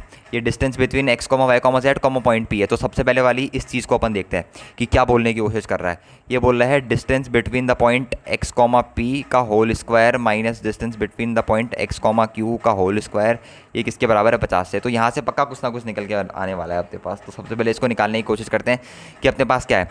तो एक्स कॉमा पी से डिस्टेंस कितना है भैया, एक्स कॉमा पी से डिस्टेंस है अपने पास एक्स माइनस 1 का होल स्क्वायर प्लस y-2 का होल स्क्वायर प्लस z-3 का होल स्क्वायर माइनस यहाँ पर कितना आ जाएगा, माइनस यहाँ पर आ जाएगा अपने पास x-4 का होल स्क्वायर माइनस y-2 का होल स्क्वायर माइनस z-7 का होल स्क्वायर। ये चीज़ निकल के आ गई, इससे ये डायरेक्टली कट रही है और इसका सम किसके बराबर है अपने पास बच्चों 50 के। अब इसको खोलोगे तो एक्स स्क्वायर प्लस 1 माइनस का 2x और एक्स स्क्वायर कैंसिल हो जाएंगे। इसको खोलोगे तो एक्स स्क्वायर प्लस 16 माइनस का 8x, तो 15 वहाँ से बच गया, 8x वहाँ से बच गया, तो x बच गया ना, तो ठीक हो गया। सही बात है, बिल्कुल बिल्कुल सही बात है भैया। सेम अगर आप जेड स्क्वायर भी खोलोगे तो यहाँ पर 2x 4x और मेरे पास 6x बच जाएगा। थोड़ी सी मैं कैलकुलेशन तेज कर रहा हूँ, यहाँ पर बच जाएगा 6x। ये बेसिक कैलकुलेशन है सारी, ठीक है। और वैसे ही अगर आप z के साथ खोलोगे तो 6z और 2z, तो यहाँ पर बन जाएगा 8z और साइन हो जाएगा इसका कौन सा पॉजिटिव प्लस का 8z और यहाँ पर से कितना बचेगा, यहाँ पर 1 बचेगा, यहाँ पर 16 बचेगा। ठीक हो गया 15 और ये बन जाएगा मेरे पास इक्वल्स टू में कितना 50 में कितना ऐड होगा मेरे पास, 50 में ये ऐड होगा 50 में ऐड होगा 55 ना, हाँ 55 हाँ 105। तो ये मेरे पास पहले वाली इक्वेशन बन के आ गई, बहुत ही चिंदी सी इक्वेशन। और ये पता भी लग रहा है एक तरीके से किसकी इक्वेशन को रिप्रेजेंट कर रहा है, ये इक्वेशन ऑफ प्लेन को। थोड़ा ध्यान से देखना, ये किसको रिप्रेजेंट कर रहा है मेरे पास, इक्वेशन ऑफ प्लेन को ये मेरे पास क्या कर रहा है बच्चे, रिप्रेजेंट कर रहा है। अब आगे बढ़ते हैं थोड़ा सा धीरे धीरे करके। अब अपन से क्या बोला है, टी भी देखना है। एक बहुत इंटरेस्टिंग सी बात बताऊं, जब मैंने इसको क्वेश्चन को सॉल्व करा था अपने आप से, तो मेरे पास टी जो बन के आ रहा था, टी मेरे पास बन के आ रहा था बेसिकली, आप बहुत ध्यान से देखना, 6x plus 8z is equals to मेरे पास टी बन के आ रहा था माइनस का 105। ये पर्टिकुलर क्वेश्चन मैंने सॉल्व इसलिए करा क्योंकि मेरे को देखने से थोड़ा टफ लगा, और अब मेरे को लग नहीं रहा कि बिल्कुल भी टफ होगा, क्योंकि ये जो एस प्लेन है और ये जो टी प्लेन है, ये दोनों मेरे पास आपस में कैसे प्लेन्स हैं। अरे यार ये कैसे प्लेन्स हैं, पैरेलल प्लेन्स तो है ना। अरे यार बहुत ही बेसिक बच्चों, पैरेलल प्लेन्स नहीं है, ये प्लस है ये माइनस है, आपस में पैरेलल प्लेन्स है दोनों। ठीक हो गया ना, और ये भी समझ में आ गया कि दोनों आपस में प्लेन है। अब अपन को इसके करस्पॉन्डिंगली आंसर देना, उसमें मजा आएगा। अभी तो कुछ नहीं था, खाली बेसिक कैलकुलेशन थी। There is a triangle whose area is 1 and all of whose vertices are from S. S मान लो, लेट सपोज हमारे पास एस क्या है, एक प्लेन है, इस तरीके का मान लो, मैंने एस क्या माना प्लेन। एक ट्राइंगल एग्जिस्ट कर रहा है, बोल रहा है there is a triangle whose area is 1। S के अंदर तो बहुत सारे पॉइंट्स होंगे। अभी एक प्लेन क्या होता है, एक प्लेन के अंदर बहुत सारे पॉइंट्स होते हैं। अब किसी भी 3 पॉइंट्स को मिला तो आपको ट्राइंगल मिल जाएगा। तो वही हमसे बोल रहा है there is a triangle whose area is 1 and of all whose vertices are from S. ऐसे बहुत सारे पॉइंट्स होंगे, तो किसी भी 3 पॉइंट्स को मिला तो एक ना एक ट्राइंगल तो आपको मिल ही जाएगा जिसकी एरिया कितनी होगी, जिसकी एरिया हमारे पास कितनी होगी बच्चों 1 होगी, और उसके वर्टाइसेस किससे होंगे, एस से होंगे। तो ये ऑप्शन तो बिल्कुल करेक्ट है। अरे प्लेन के अंदर एक ना एक ऐसा ट्राइंगल तो आप ढूंढ ही लोगे ना जिसका आपके पास एरिया कितना निकल के, जिस ट्राइंगल का एरिया आपके पास कितना निकल के आएगा 1 निकल के आएगा, और जिसके सारे के सारे वर्टाइसेस किसके साथ हैं हमारे पास, सारे के सारे वर्टाइसेस हमारे पास किसके साथ हैं बताओ, सारे के सारे वर्टाइसेस जिसके किसके साथ हैं हमारे पास, ए के साथ है, सॉरी एस के साथ है। बस बी ऑप्शन पढ़ते हैं। There are two distinct point L comma N in T. T भी अपने पास एक प्लेन है, बता नहीं रहा है ठीक है। अरे यार एक मिनट बच्चों, मैं इसको इरेज कर रहा हूँ। जगर की कंस्ट्रेंट है, जगर की कंस्ट्रेंट थोड़ा खिचपिच हो जाती है ना जी एडवांस के जब सॉल्यूशंस करते हैं। तो ए ऑप्शन समझ में आ गया ना। बी ऑप्शन में बोल रहा है ये अपने पास कुछ इतना भी गंदा नहीं मानते हैं यार, कुछ ढंगा ही प्लेन मान लेते हैं। ये अपने पास टी प्लेन है मान लो, ठीक है, ये अपने पास टी प्लेन है। There are 2 distinct point L comma N in T such that each point on the line segment L M is also in T. तो बोल रहा है कि देयर आर 2 डिस्टिंक्ट पॉइंट, एक पॉइंट एल है मेरे पास और एक पॉइंट मेरे पास एम है in T, such that each point on the line segment L M is also in. अबे यार ये तो डेफिनेशन है प्लेन की। प्लेन के अंदर क्या डेफिनेशन है, प्लेन के अंदर बोलता है कि अगर 2 पॉइंट लो, 2 पॉइंट से ज्वाइन करी हुई लाइन सेगमेंट लो, उन लाइन सेगमेंट के अंदर जो भी पॉइंट आएंगे वो उसी प्लेन के अंदर लाइन करेंगे, उसी प्लेन के अंदर क्या करेंगे, लाई करेंगे। ये तो बिल्कुल प्लेन की डेफिनेशन होती है। एक बार फिर से बोल देता हूँ डेफिनेशन। एक प्लेन लो, इसने एक प्लेन लिया टी, प्लेन टी के अंदर 2 पॉइंट टी एल और एम, उसको ज्वाइन करके एक लाइन सेगमेंट बनाई। इन लाइन सेगमेंट के अंदर बोल रहा है जितने भी पॉइंट्स होंगे, ये लाइन सेगमेंट के अंदर बहुत सारे पॉइंट्स हो सकते हैं ना बच्चा, इसके अंदर बहुत सारे पॉइंट्स हो सकते हैं। तो बोल रहा है कि that such that each point on the line segment L M is also in T. तो एल एम लाइन सेगमेंट के अंदर जितने भी पॉइंट होंगे वो टी के अंदर लाई करेंगे। अब भैया ये तो डेफिनेशन होती है, एल एम जो है वो प्लेन के अंदर लाई कर रहा है, एल और एम पॉइंट्स प्लेन के अंदर लाई कर रहे हैं, तो भैया उनके अंदर जितने भी पॉइंट्स होंगे वो ऑब्वियस ही बात है, उस लाइन सेगमेंट के अंदर जितने भी पॉइंट्स होंगे वो सारे के सारे कहाँ लाई करेंगे, मेरे पास प्लेन के अंदर लाई करने वाले हैं। तो ये तो बहुत ही बेसिक सा और बहुत ही एलिमेंट्री लेवल का आपके पास क्या था, ऑप्शन था, तो मेरे हिसाब से बी ऑप्शन भी करेक्ट होना चाहिए मेरे हिसाब से। हाँ, अभी जेईई एडवांस के ऑफिशियल आंसर की नहीं आई है, मेरे सारे के सारे क्वेश्चन गलत भी हो सकते हैं, मेरे को कोई गारंटी नहीं है, पर जहाँ तक है होना चाहिए यार, इतना तो कॉन्फिडेंस ही होना चाहिए। ठीक है, ओके, थर्ड ऑप्शन पढ़ते हैं। थर्ड ऑप्शन बोल रहा है कि क्या बोल रहा है, थोड़ा देखते हैं। There are infinitely many rectangles of parameter 48, two of whose vertices are from S and the other two vertices are from T. अच्छा, आप सबको पता है कि ये दोनों पैरेलल प्लेन्स हैं, ये मेरे पास एस प्लेन है और ये मेरे पास कौन सा प्लेन है, टी प्लेन है। इस प्लेन को मान लेता हूँ मैं एस प्लेन और इस प्लेन को मान लेता हूँ मैं टी प्लेन। वो बोल रहा है ऐसे बहुत सारे रेक्टेंगल लाई करेंगे जिसका पेरीमीटर कितना होगा, 48 होगा। और किस किस के बीच में लाई करेंगे, एस और टी प्लेन के बीच में लाई कर रहे हैं, जिसकी दो वर्टाइसेस मेरे पास प्लेन एस में है और जिसकी दो वर्टाइसेस मेरे पास प्लेन टी में है। ये दो वर्टाइसेस प्लेन एस में हैं, दो वर्टाइसेस मेरे पास कहाँ है, प्लेन टी में है। तो एक रेक्टेंगल छोटा सा बना दूँ क्या, बना ही देते हैं। और उसका पेरीमीटर कितना है, पेरीमीटर पे गिवन है भैया 48। तो क्या ये स्टेटमेंट सही है आपके हिसाब से, बताओ। इस प्लेन की इक्वेशन क्या है, इस प्लेन की इक्वेशन है मेरे पास 6x plus 8z is equals to 105। और इस प्लेन की इक्वेशन कितनी है, 6x plus 8z is equals to minus का 105। दोनों प्लेन आपस में अपन के पास पैरेलल थे, इसलिए अपन ने दे दिया। अब ये दो जो पॉइंट हैं ये मेरे पास इसी प्लेन में लाई कर रहे हैं, और ये दो जो पॉइंट्स हैं ये मेरे पास भी इसी प्लेन में लाई कर रहे हैं, और ये प्लेन आपस में पैरेलल हैं। तो दो पैरेलल प्लेन के बीच की डिस्टेंस अगर मैं निकालूँ तो मेरे पास ये डिस्टेंस आ जाएगी जो इसकी लेंथ होगी।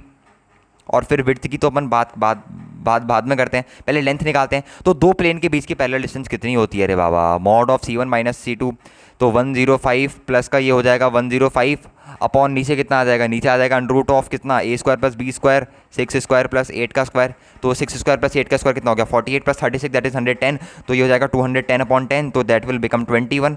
तो एक तरीके से इस रेक्टेंगल की लेंथ कितनी आ गई, 21। रेक्टेंगल का पेरीमीटर कितना होता है, ट्वाइस ऑफ कितना, l plus w, twice of length plus width is equals to कितना दे रखा है, 48 दे रखा है। तो ये कितना हो जाएगा 2 to the 4। तो यहाँ से विड्थ कितनी आ गई अपने पास 3। तो हाँ, ऐसा रेक्टेंगल एग्जिस्ट करता है, ये बहुत इंपॉर्टेंट चीज़ है। ऐसा एक रेक्टेंगल एग्जिस्ट, एक नहीं बहुत सारे, क्योंकि पॉइंट्स बहुत सारे हो सकते हैं। ऐसा है एक नहीं बहुत सारे रेक्टेंगल एग्जिस्ट कर सकते हैं। It may be infinitely rectangle may exist whose perimeter is 48 and two vertices are from S and two vertices are from T. Perimeter rectangle exist करेंगे, स्क्वायर एग्जिस्ट नहीं करेंगे, क्योंकि लेंथ यहाँ पर विड्थ के इक्वल नहीं है। अगर हाँ लेंथ विड्थ के इक्वल होती तो हम कहते हैं कि स्क्वायर एग्जिस्ट कर रहे हैं। फोर्थ ऑप्शन वही बोल रहा है, there is a square of perimeter 48। खच्चा है, गलत गलत भैया, अपना काम देख। हम तो ABC लगाने वाले हैं और पूरे नंबर लेके जाने वाले हैं, समझ में आई बात। तो ये था अपने पास इस पेपर का सेकंड वाला सेक्शन, मल्टीपल चॉइस करेक्ट वाला सेक्शन। बेसिकली मतलब मैं इस सेक्शन को कहूँगा कि यार अगेन बहुत ही एलिमेंट्री लेवल का सेक्शन। ठीक है, इसमें मतलब आपको थोड़ा सा भी अगर आपने पेशेंस के साथ इस सेक्शन को अटेम्प्ट करा होता तो आप इस सेक्शन के सारे क्वेश्चंस क्या करते, ईजिली कर ले जाते। बहुत ही थोड़ा बहुत भी अगर आपने इसके साथ पेशेंस लगाई होती ना, तो आप इस सेक्शन के मतलब ऐसा कोई भी क्वेश्चन नहीं है यार जो इस सेक्शन से अनडूएबल हो। सारे के सारे क्वेश्चन जो हैं इस सेक्शन से मेरे पास डूएबल ही हैं।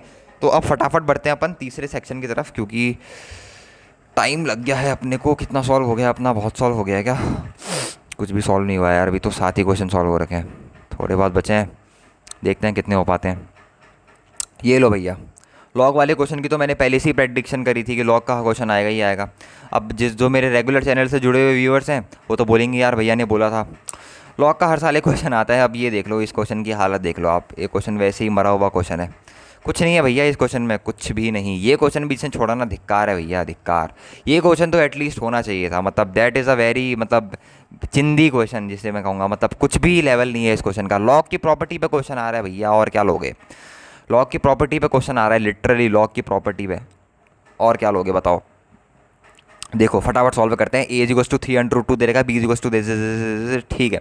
सबसे पहली इक्वेशन दे रखी है अपने को 3x plus 2y is equals to, यहाँ पर दे रखा है log a, यहाँ पर दे रखा है 18 की पावर 5/4, मतलब अपन को एम्फेसिस इसमें करना है। अब ध्यान से देखो, a इक्वल्स टू मेरे को दे रखा है 3√2, क्या इसको मैं लिख सकता हूँ कितना, 3 3 18 अंडर रूट ऑफ 18 लिख सकता हूँ। अब इसको आपको यहाँ पर रखना है, तो आपके पास यहाँ पर कितना आ जाएगा, यहाँ पर आ जाएगा log 18 की पावर 1/2 और 18 की पावर कितना आ जाएगा 5/4। अब पावर के साथ आपको पता है कि बच्चों क्या होता है, पावर के साथ होता है अपने पास 5/4 अपॉन 1/2, और यहाँ पर आ जाएगा मेरे पास log 18 और 18 ये बन जाएगा 1, तो 2 2 जा 4। तो एक इक्वेशन बन के आ गई अपने पास 3x plus 2y is equals to कितनी 5/2। इसको मैं मान लेता हूँ इक्वेशन नंबर 1, चिंदी क्वेश्चन। और बी इक्वेशन के लिए अपन को इस लॉग को सॉल्व करना है। यहाँ पर दे रखा है लॉग बी 1080 की पावर 1/2। अगर लॉग हटाना है तो बी की जगह 1080 लाना पड़ेगा। आप कैसे लाएंगे? 5 की पावर यहाँ पर आ जाएगी -1/6, 6 की पावर यहाँ पर आ जाएगा माइनस का 1/2। अब ये थोड़ा सा सही है, इसको कैसे लाएं बताओ बताओ बताओ। 1/6 अगर कॉमन आ जाए बाहर किसी तरीके से तो कुछ बन सकता है। मतलब मैं 1/2 को कुछ लिखूँ क्या? इसको लिखता हूँ 5 की पावर -1/2, 6 की पावर -3 हो गया। ये हो गया मेरे पास कितना? ये हो गया मेरे पास कितना? ये हो जाएगा मेरे पास कितना हो गया? सॉरी, ये 1/2 नहीं है ये 1/6 है। तो 5 की पावर 5 इंटू 6 की क्यूब होगी ना, 5 इंटू 6 का क्यूब, और इसकी पावर बन जाएगी -1/6। तो ऑब्वियस ही बात है 1080 बन रहा होगा, तो 1080 की power -1/6। That's easy, very easy I guess. ये काफ़ी ईजी है। तो बस आपको उसको यहाँ पर रख देना है। तो एक लाइन खींच लेते हैं। तो यहाँ पर मेरे पास बन जाएगा log 1080 की पावर -1/6, और यहाँ पर है 1080 की पावर 1/2। तो 1/2 अपॉन 1/6 माइनस का, तो 6 दिया जाएगा मेरे पास -3। तो सेकंड इक्वेशन जो बन के आ गई मेरे पास वो कितनी बन के आ गई? 2x माइनस का y is equals to -3, equation 2। अब इसको 10th वाला बच्चा भी सॉल्व करेगा तो शायद वो भी जे एडवांस में आंसर निकाल ले, पर हम फिर भी आंसर निकालेंगे क्योंकि हम पूरे कैलकुलेशन करने वाले हैं। तो इसको भी 2 से मल्टीप्लाई करना पड़ेगा। इसको 2 से मल्टीप्लाई करोगे तो यहाँ पर आ जाएगा 4x माइनस का 2y इज इक्वल्स टू -6। यहाँ पर आ जाएगा मेरे पास 3x प्लस का 2y इज इक्वल्स टू मेरे पास आ जाएगा 5/2। इससे कैंसिल आउट हो गया। तो यहाँ पर मेरे पास बन गया 7x इक्वल्स टू 5/2 माइनस का 6, तो ये बन जाएगा मेरे पास -7/2। ये बन रहा है ना? हाँ। तो मेरे पास x की वैल्यू कितनी निकल के आ गई? मेरे पास x की वैल्यू निकल के आ गई यहाँ से -1/2। अब आप x को किसी भी इक्वेशन में रखोगे तो आपके पास y की वैल्यू निकल के आ जाएगी। तो यहाँ पर आ जाएगा 2 इंटू -1/2 माइनस का y इज इक्वल्स टू -3। तो -1 + 1, तो y की वैल्यू कितनी निकल के आ गई? 2 निकल के आ गई। y2 x की पावर x -1/2, y2 आ रहा है, x -1/2 आ रहा है, तो फटाफट इसमें रख दूँ। तो x की जगह रख देता हूँ -1/2 प्लस यहाँ पर रख देता हूँ 5 इंटू 2। तो मेरे पास ये बन जाएगा 2 2 जा 4, तो 10 - 2 मेरे पास ये आंसर इसका आ गया 8। ख़त्म क्वेश्चन। बहुत ही इजी क्वेश्चन, बहुत ही ज़्यादा इजी क्वेश्चन। मतलब ऐसे क्वेश्चंस को हक नहीं है जे एडवांस माने का, और आप इसको छोड़ के आओगे तो आप पे धिक्कार है। 8th वाले का 8th आंसर है, 8 वाले का 8 ही आंसर। ठीक है, 1 मिनट देख लूँगा कैलकुलेशन वगैरह, क्योंकि मैंने बस देखे हैं एक बार ऊपर से, कसम से लिटरली। मेरे तो अभी एंड सेम चल रहे हैं, तब मैं वीडियो अपलोड नहीं कर पा रहा था, और मेरे तो सब्सक्राइबर ऐसे गिर रहे हैं जैसे पता नहीं क्या स्पीड होगी। 1 मिनट कैलकुलेशन देख लेता हूँ यार, इसकी कहीं गलत ना हो। बाकी कैलकुलेशन तो आप देख ही सकते हो, बाकी कंसेप्ट इसमें और कुछ नहीं है। कंसेप्ट खत्म है इसका, कंसेप्ट इज ओवर। कंसेप्चुअली ये क्वेश्चन खत्म है। ठीक है, ऐसे क्वेश्चन में कुछ कंसेप्ट लगते भी नहीं है वैसे। कंसेप्चुअली ये क्वेश्चन क्या है मेरे पास? फिनिश्ड। अब दूसरे क्वेश्चन को ख़त्म करते हैं। क्या बोल रहा है दूसरा क्वेश्चन? देखे तो ज़रा, छुप क्यों रहा है 9th वाला क्वेश्चन? डर लग रही कैसे? 9th वाला बोल रहा है f(x) इक्वल्स टू एक फंक्शन दे रखा है x की power 4 plus ax³ plus bx square plus C be a polynomial with real coefficient such that f1 is equals to -9. Suppose that iota root 3 is a root of the equation 4x³ plus 3x square plus 2bx equals to 0. I is equals to the alpha are the roots of the equation fx equals to 0. Okay. अच्छा, alpha 1, alpha 2, alpha 3, alpha 4 बल roots हैं f(x) equals to 0 equation के। तो अपन को उनके mod के square की वैल्यू जज करनी है। तो सबसे पहले अपन को दे रखा है कि f(1) इक्वल्स टू -9। तो फटाफट अपन जो दे रखा है ना इन्फॉर्मेशन, उसको पहले अपन ग्रास्प करते हैं। x की पावर 4 प्लस ax³ प्लस यहाँ पर दे रखा है bx² प्लस का c। सबसे पहले इन्फॉर्मेशन मिली कि f(1) किसके बराबर है भैया? -9 के। तो 1 plus a plus b plus C is equals to -9। तो एक इक्वेशन बन के आ गई कितनी? a प्लस b प्लस सी कितनी बन के आ गई बच्चों? -10। अपन को a प्लस b प्लस सी की वैल्यू चाहिए। और एक और चीज़ बोल रहा है, suppose that √3 iota is the root of the equation. √3 iota किसका इक्वेशन रूट है? 4x³ plus 3ax² plus twice of bx is equals to 0। अब इसमें आपको क्या करना है? इसमें आपको x कॉमन लेने है। x कॉमन ले लोगे तो यहाँ पर बन जाएगा 4x² प्लस 3ax प्लस का twice of b is equals to 0। तो एक तो x इक्वल्स टू 0 हो गया, जो अपन को लेना नहीं है, क्योंकि रियल की बात करिए, इमेजिनरी रूट आ चुके हैं अपने पास, तो x वाली चीज़ आप डायरेक्टली हटा सकते हो। तो अपने पास कितना बन जाएगा? ये बन जाएगा 4x² प्लस का 3ax प्लस का twice of b is equals to 0। ये क्वेश्चन मेरे को इसलिए अच्छा लगा ना, क्योंकि बहुत ही सही प्रॉपर्टी का यूज़ कर रखा है, that complex root always occurs in pairs. जो कॉन्जुगेट कॉम्प्लेक्स रूट्स होते हैं वो हमेशा किस में अकर करते हैं? कॉन्जुगेट पेयर्स में। अगर एक रूट √3 आयोटा है तो दूसरा रूट कितना होगा? -3 आयोटा। तो अब तो बहुत ईजी हो गया क्वेश्चन। आपको सम ऑफ रूट देखना है, प्रोडक्ट ऑफ रूट देखना है, खत्म। तो सम ऑफ रूट कितना हो जाएगा, alpha plus beta equals to minus B upon A, तो अल्फा माइनस बी कितना है, माइनस बी है मेरे पास, माइनस का 3a/4 इजिकल्स टू 0। तो यहाँ से मेरे पास ए की वैल्यू कितनी निकल के आ गई 0, और एक होता है alpha beta equals to C upon A, तो √3 iota into √3 iota that will become 3, तो सी अपॉन ए कितना हो जाएगा मेरे पास 2b/4 इजिकल्स टू मेरे पास ये हो जाएगा 3। तो यहाँ से b की वैल्यू कितनी आ गई मेरे पास 6 निकल के आ गई, तो b आ गया, a आ गया। अब इसको एक इस इक्वेशन में डालोगे तो मेरे पास c निकल के आ जाएगा। तो b आ गया है, a आ गया है, c कितना आ जाएगा मेरे पास, b की जगह कितना रखना है अपने को 6 + 0, तो a मेरे पास शायद c मेरे पास शायद -16 आ गया, c कितना आ गया -16। बस खत्म, ये चीज़ समझ में आ गई ना, x नेगलेक्ट हो जाएगा क्योंकि कॉम्प्लेक्स रूट की बात करिए। और ये हमेशा याद रखना है कि जो भी कॉम्प्लेक्स रूट होते हैं वो हमेशा कॉन्जुगेट पेयर्स में एग्जिस्ट करते हैं। जैसे अगर एक रूट कॉम्प्लेक्स रूट √3 आयोटा है तो ऑब्वियसली दूसरा रूट कितना होगा -3 आयोटा, -√3 आयोटा। एक मिनट, जगह की कमी हो गई क्या, यहाँ पर सॉल्व कर देता हूँ उसको। तो अब अपन से क्या पूछ रहा है, f(x = 0) के वही पूछ रहा है, बस अब तो क्वाड्रेटिक सॉल्व करनी है। खिज्जा लाइन, ठीक है, all the roots of the equation f(x = 0), बस खत्म हो गया, क्वेश्चन खत्म हो गया भैया, क्वेश्चन खत्म हो गया। अब बस रख दो, यहाँ पर आ जाएगा x⁴ प्लस a कितना है अपने पास, a है 6 प्लस का यहाँ पर आ जाएगा 6 का x, नहीं सॉरी a तो 0 है यार, a तो 0 है, b की जगह आ जाएगा 6 का x² प्लस का c की जगह आ जाएगा -16 = 0।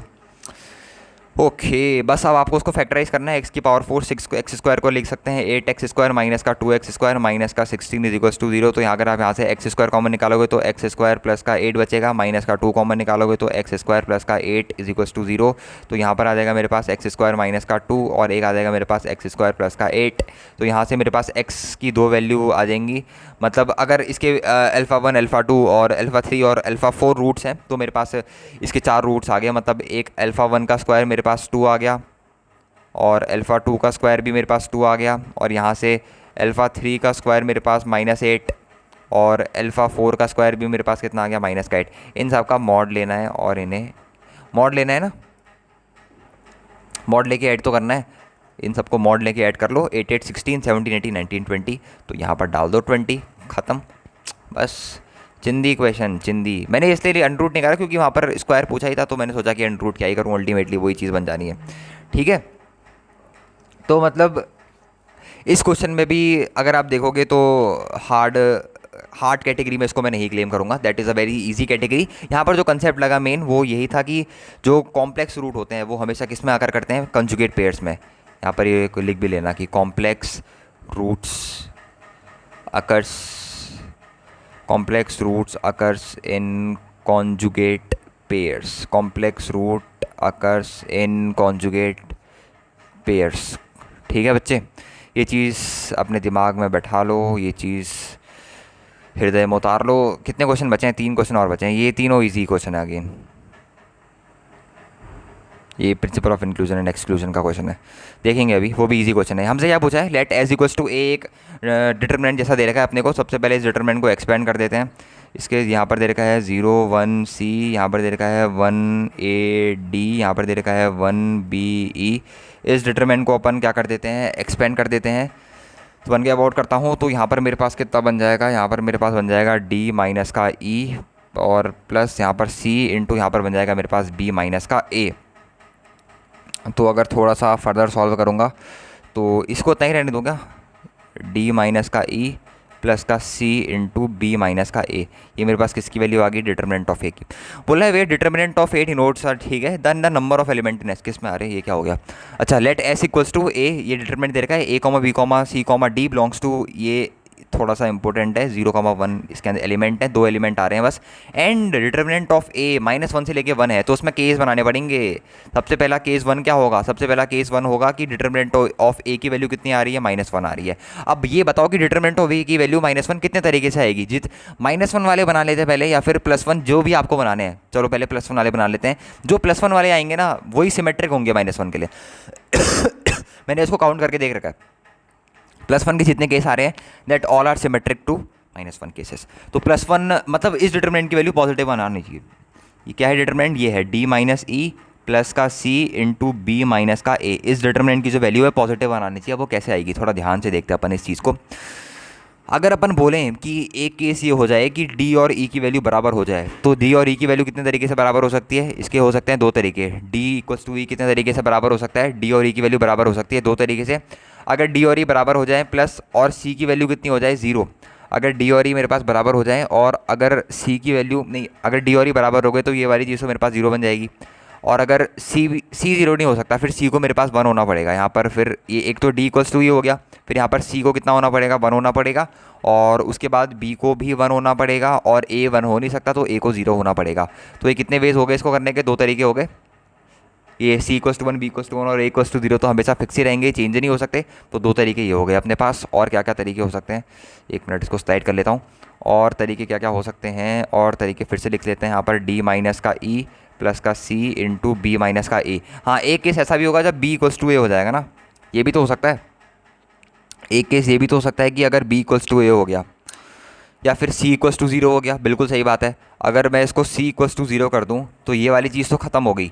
तो वहाँ पर एक ही चीज़ हो सकती है, या तो डी वन हो जाए और ई को कितना होना पड़ेगा? ज़ीरो।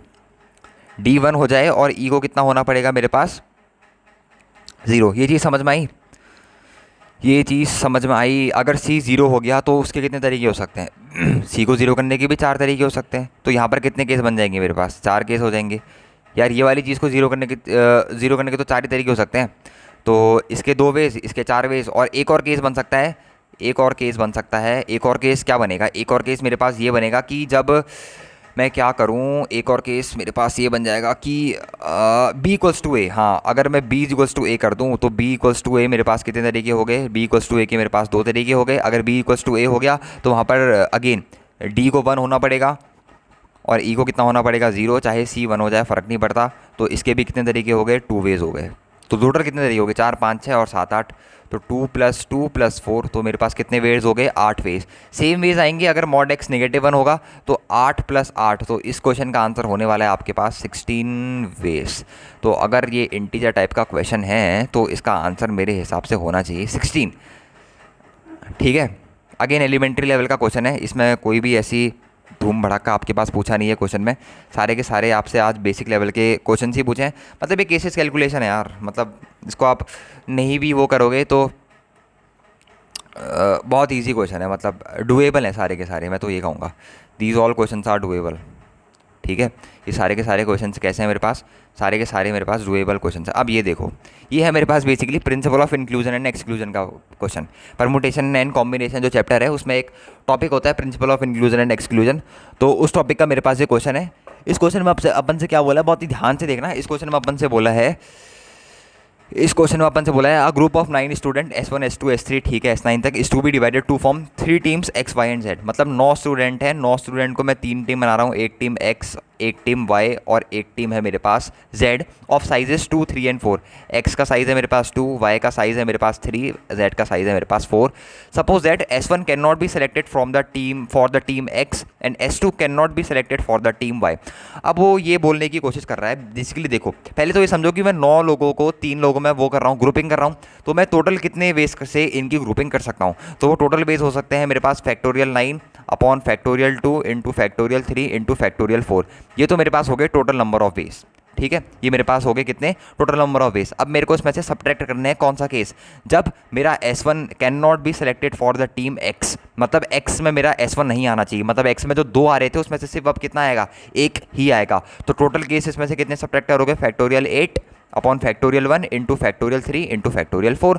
सेम माइनस करना पड़ेगा जब S2 में Y नहीं आएगा, तो उसमें भी टोटल 8 होंगे, factorial 8 upon factorial 2 into factorial 2 into factorial 4। That's a very easy case. और इसमें से आपको एक केस ऐड करना पड़ेगा। जब आप इस केस को देख रहे होगे तब उसमें आपका ये केस ऑटोमेटिकली काउंट हो रहा होगा। और जब आप इस केस को देख, एक मिनट, जब आप S2 में से जब आप S1 को सेलेक्ट नहीं कर रहे होगे टीम X में, तो उस टाइम पे आपका जो S2 है वो Y पर सेलेक्ट हो रहा होगा। और जब आप S2 को Y पर सेलेक्ट नहीं कर रहे होगे तो उस टाइम पे आपका S1 जो है वो X पर सेलेक्ट हो रहा होगा। तो एक एक बार जो ये एक्स्ट्रा आपके पास चले गए हैं, एक्स्ट्रा आपके पास जो सब्ट्रैक्ट हो गए हैं, उसको आपको क्या करना पड़ेगा? ऐड करना पड़ेगा। ऐड क्या करना पड़ेगा? बेसिकली इनका मल्टीप्लिकेशन। मतलब इसमें आपको क्या ऐड करना पड़ेगा? 7, मतलब वो सॉरी इसमें आपको वो दोनों केस ऐड करने पड़ेंगे जब S1 में x आ रहा है और S2 में क्या आ रहा है मेरे पास y नहीं आ रहा है। जब दोनों में कोई भी नहीं आ रहा है तब आपको एक केस ऐड करना पड़ेगा। जब ना ही S1 में जब ना ही x आ रहा है और ना ही S2 में क्या मेरे पास आ रहा है y आ रहा है। मेरी बात ये समझ में आई? ये बहुत ध्यान से देखना, ये है तो प्रिंसिपल और एक्सक्लूजन के प्रिंसिपल का क्वेश्चन और बहुत ही एलिमेंट्री लेवल का क्वेश्चन है। ये तो मेरे पास टोटल नंबर ऑफ वेज हो गए, टोटल नंबर ऑफ तरीके इतने माइनस कर दिया। जब S2 में से x1 नहीं आ रहा है तो इसमें वाला केस गायब हो गया। कौन सा वाला? वो y वाला केस गायब हो गया। जब ये वाला केस पकड़ रहा हूँ तो x वाला केस गायब हो जा रहा है। तो एक बार ये छूट गया है तो एक बार इन्हें ऐड करना पड़ रहा है, दोनों को साथ मिला के। जब S1 x में नहीं आ रहा है और S2 y में नहीं आ रहा है तो उसके तरीके कितने होंगे? ऊपर आ जाएगा फैक्टोरियल 7 अपॉन S1 फैक्टोरियल 1 और फैक्टोरियल 2 और फैक्टोरियल यहाँ पर 4। अब आप इसको सॉल्व कर दोगे तो आपके पास एक प्यारा सा आंसर निकल के आ जाएगा 665। That is the answer to this to your question. मतलब बहुत ही इजी लेवल का क्वेश्चन है, principle of exclusion and inclusion के प्रिंसिपल का। बस इसकी कैलकुलेशन जो हो सकती है वो आपको थोड़ी सी हार्ड लग सकती है, बाकी इस क्वेश्चन में ऐसा कुछ भी नहीं है। अगेन सबसे प्यारा टॉपिक, सबसे इजी टॉपिक, मेरा पसंदीदा टॉपिक वेक्टर्स का क्वेश्चन आ गया एट लास्ट। वेक्टर्स जब भी आता है तो बहुत सारी खुशियाँ लेके आता है, बहुत सारे बोनस मार्किंग्स लेके आता है। तो अभी इसको सॉल्व करते हैं। ये एक बोनस तरीके का क्वेश्चन ही है। इसमें आपको क्या करना है, जब मैंने इस क्वेश्चन को सॉल्व करा तो एक बार को मेरे को लगा ये सब चीज़ें पढ़ के कि ये क्या क्वेश्चन दे दिया, पर जैसी मैंने ये चीज़ देखी, ये चीज़ जब मैंने देखी तो मैं समझ गया कि जेईई एडवांस ने अपनी औकात फिर से दिखा दी। जेईई एडवांस की औकात इतनी ही है। ये क्या है बेसिकली मेरे पास? Scalar triple product, scalar triple product, scalar triple product. Scalar triple product आपको क्या दे रखा है? जीरो दे रखा है। तो खत्म हो गई बात। अब आपको क्या करना है? डिटरमिनेंट की वैल्यू उठा के जीरो कर देनी है बस। यहाँ पर अपन डिटरमिनेंट उठाएंगे, इन सब की वैल्यू जीरो कर देंगे। इसका आई कैप कंपोनेंट कितना है? ये है 1 minus 1 by alpha. I cap, J cap और के कैप 1 है। इसका आई कैप 1 है। ये है मेरे पास 1 माइनस 1 बाई बीटा और के कैप कितना है? 1। और ओ आर में ये है 1, ये है 1 और ये है मेरे पास कितना? 1/2। और इसको मेरे को किसके बराबर कर देना है? जीरो के बराबर कर देना है। अब थोड़ी सी आपको उसमें तिगड़म भिड़ानी है, थोड़ी सी आपको उस पर कैलकुलेशन करनी है। कैलकुलेशन करके देखते हैं। तो यहाँ पर आ जाएगा 1 माइनस 1 अपॉन अल्फ़ा, ये चीज़। तो यहाँ पर मेरे पास कितना आ जाएगा? यहाँ पर आ जाएगा 1 माइनस 1 अपॉन बीटा इंटू यहाँ पर आ जाएगा 1 अपॉन अल्फ़ा माइनस का यहाँ पर आ जाएगा मेरे पास 1 if I am not wrong. तो यहाँ पर आ जाएगा माइनस का 1 इंटू ये चीज़। तो यहाँ पर आ जाएगा 1/2 माइनस का 1 और प्लस लास्ट में 1। यहाँ पर आ जाएगा 1 माइनस, सही हो रही है ना सारी चीज़ें? 1 माइनस 1 इंटू 1 माइनस सीधे लिख सकते हो 1 माइनस 1 अपॉन बीटा, कोई दिक्कत वाली बात नहीं है। इसका डिटरमिनेंट जीरो के बराबर है। तो अगर इसे थोड़ा सा अच्छे से प्यारे तरीके से सॉल्व करते हैं, बिल्कुल अच्छे से किल करके जाएंगे इसे, इतना मतलब शानदार क्वेश्चन है। तो यहाँ पर कितना बन गया? यहाँ पर बन गया मेरे पास 1 माइनस 1 अपॉन अल्फ़ा। यहाँ पर तो अपने पास आई होप कि उतना ही रहने वाला है। एक मिनट में इसको अगर थोड़ा सा इसको शॉर्ट कर दूँगा थोड़ा सा, क्योंकि ये अभी थोड़ा सा मेरे को लेंदी टाइप का दिख रहा है, डरावना जैसा कहते हैं या कि भयंकर भयंकर दिख रहा है, भयंकर। 1 माइनस 1 बाई अल्फ़ा, अच्छा सॉरी यार, ये 1/2 होगा। जब आप पहला वाला खोलोगे तो 1/2 होगा।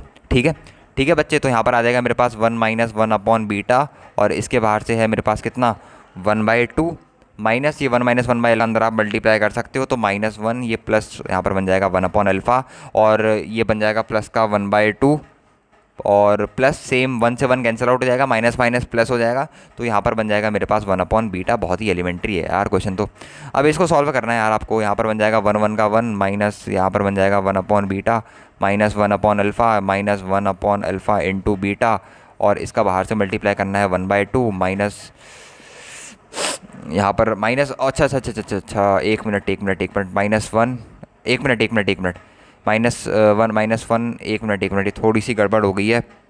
-1/2 1 by alpha plus 1 by beta और ये प्लस, अच्छा ये -1/2 होगा ना, सॉरी ये -1/2 होगा। अब ठीक है क्या? ये वही है, मतलब थोड़ा सा ये मजदूरी टाइप का क्वेश्चन है जो आपसे मजदूरी कराना चाहता है और इस क्वेश्चन में बाकी कुछ भी नहीं है। ठीक है, और ये कितना बचा? अच्छा 1/2 माइनस का 1, एक मिनट, ये तो खुल चुका है ना चीज़। तो हाँ, तो अब -1 क्यों आएगा? बिल्कुल सही बात है भाई, ये प्लस का आएगा, सॉरी सही बात है, यहाँ पर प्लस हो जाएगा ना, माइनस माइनस। तो 1/2 -1 कितना हो जाएगा? अगेन दैट विल बिकम मेरे पास -1/2। समझ में आई बात मैं क्या बोल रहा हूँ? -1/2 प्लस यहाँ पर आ जाएगा 1 बाई अल्फ़ा प्लस यहाँ पर आ जाएगा 1 by beta is equals to 0। तो ये 1/2 वाली चीज़ जो है ये और ये सब इससे कट जाएंगी। तो यहाँ पर अपन के पास बच गया है बस बहुत ही छोटी सी चीज़ बच गई है अपने पास। यहाँ पर बन गया है अपने पास -1/2 अल्फ़ा -1/2 बीटा और +1 यहाँ पर बन गया है 2 अल्फ़ा बीटा। ये चीज़ बन गई अपने पास, ध्यान से देखना, यहाँ पर प्लस आएगा, सॉरी, +1/2 अल्फ़ा बीटा, ये चीज़ बन गई। और ये जो 1/1 अल्फ़ा है इसे 2/2 अल्फ़ा लिख लो ताकि एलसीएम लेने में दिक्कत ना हो, +2/2 ऑफ बीटा।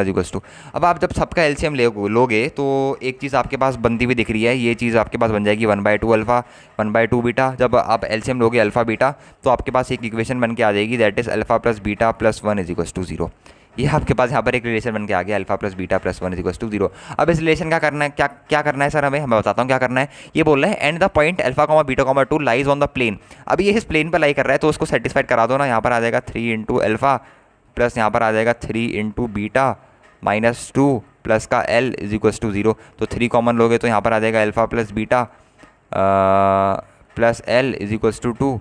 तो L = कितना आ गया, 2 - 3 अल्फ़ा प्लस बीटा। अब अल्फ़ा प्लस बीटा कितना है यार, अल्फ़ा प्लस बीटा -1 तो है, वहाँ पर जो इक्वेशन आई थी। तो L कितना आ गया, यहाँ पर आ गया 2 - 3 इंटू -1। तो L की वैल्यू कितनी निकल के आ गई, अल्टीमेटली 5 निकल के आ गई, खच्चक।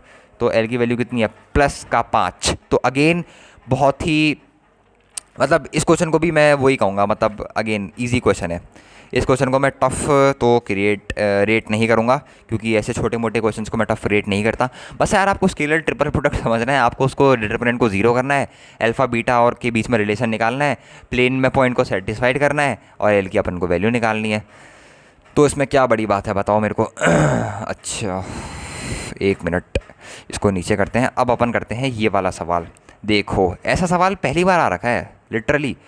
ये जो वेरिएंस वगैरह, मतलब ये सब थोड़ी सी तिकड़म करके दे रखी है ना आपको, ये सब ये एक्सपेक्टेशन जो फॉर्मूले वगैरह होते हैं वो सब पहली बार यूज़ हो रहे हैं, समझ रहे हो।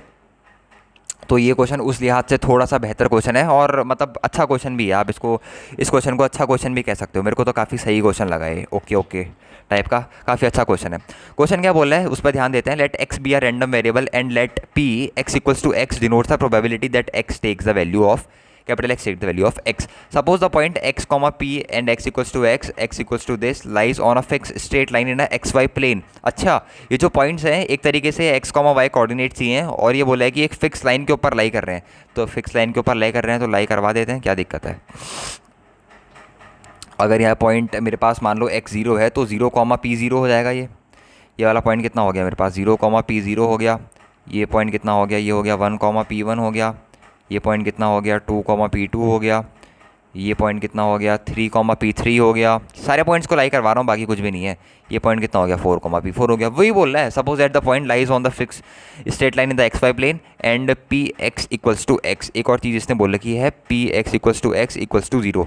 ये चीज़ देखना, px = x = 0, px = 0 for all x belongs to r -0, 1, 2।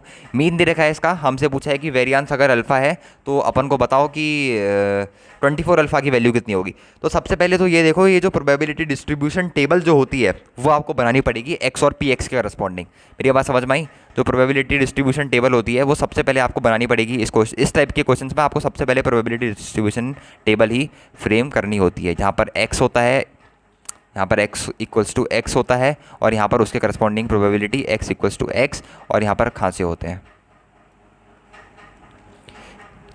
1, 2, 3, 4 और 5। यहाँ पर x की वैल्यू हो जाएंगी 0, 1, 2, 3, 4। अब आप बोलोगे कि px = x क्या है, उसने साफ साफ बोल रखा है क्वेश्चन में कि एक स्ट्रेट लाइन है। तो वहाँ पर हम स्ट्रेट लाइन मान लेते हैं y = mx + c। तो अगर x को 0 डालोगे तो कितना आ जाएगा c, इसमें 1 डालोगे तो कितना आ जाएगा m + c और यहाँ पर कितना आ जाएगा 2m + c।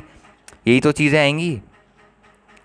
और यहाँ पर कितना आ जाएगा 3m + c, यहाँ पर कितना आ जाएगा 4m + c, क्योंकि वो बोल रहा है, यहाँ पर उसने बोल रखा है suppose at the point this and this lies on the fix straight line in the x y plane. तो अपन को दिक्कत की बात क्या है, जब वो बोल रहा है कि एक्स वाई प्लेन पर लाई कर रहे हैं तो लाई कर रहे होंगे। और एक और चीज़ अपन को पता होती है कि जो समेशन होता है, summation of p of x = x = 1, probability का जो सम होता है वो 1 होता है। तो ये जो होगा c + m + c प्लस यहाँ पर जो आएगा 2m + c प्लस फिर जो आ रहा है अपने पास 3m प्लस सी, प्लस फिर जो निकल के आ रहा है अपने पास 4m प्लस सी, इन सब का जो सम आएगा वो अपने पास कितना निकल के आने वाला है, 1 निकल के आने वाला है। तो अगर इन सब का सम अपन के पास 1 निकल के आने वाला है तो ये कितना आ गया, m 3m 6m और ये आ गया अपने पास 10m और 5c है, तो 5c plus 10m is equals to कितना निकल के आ गया, 1।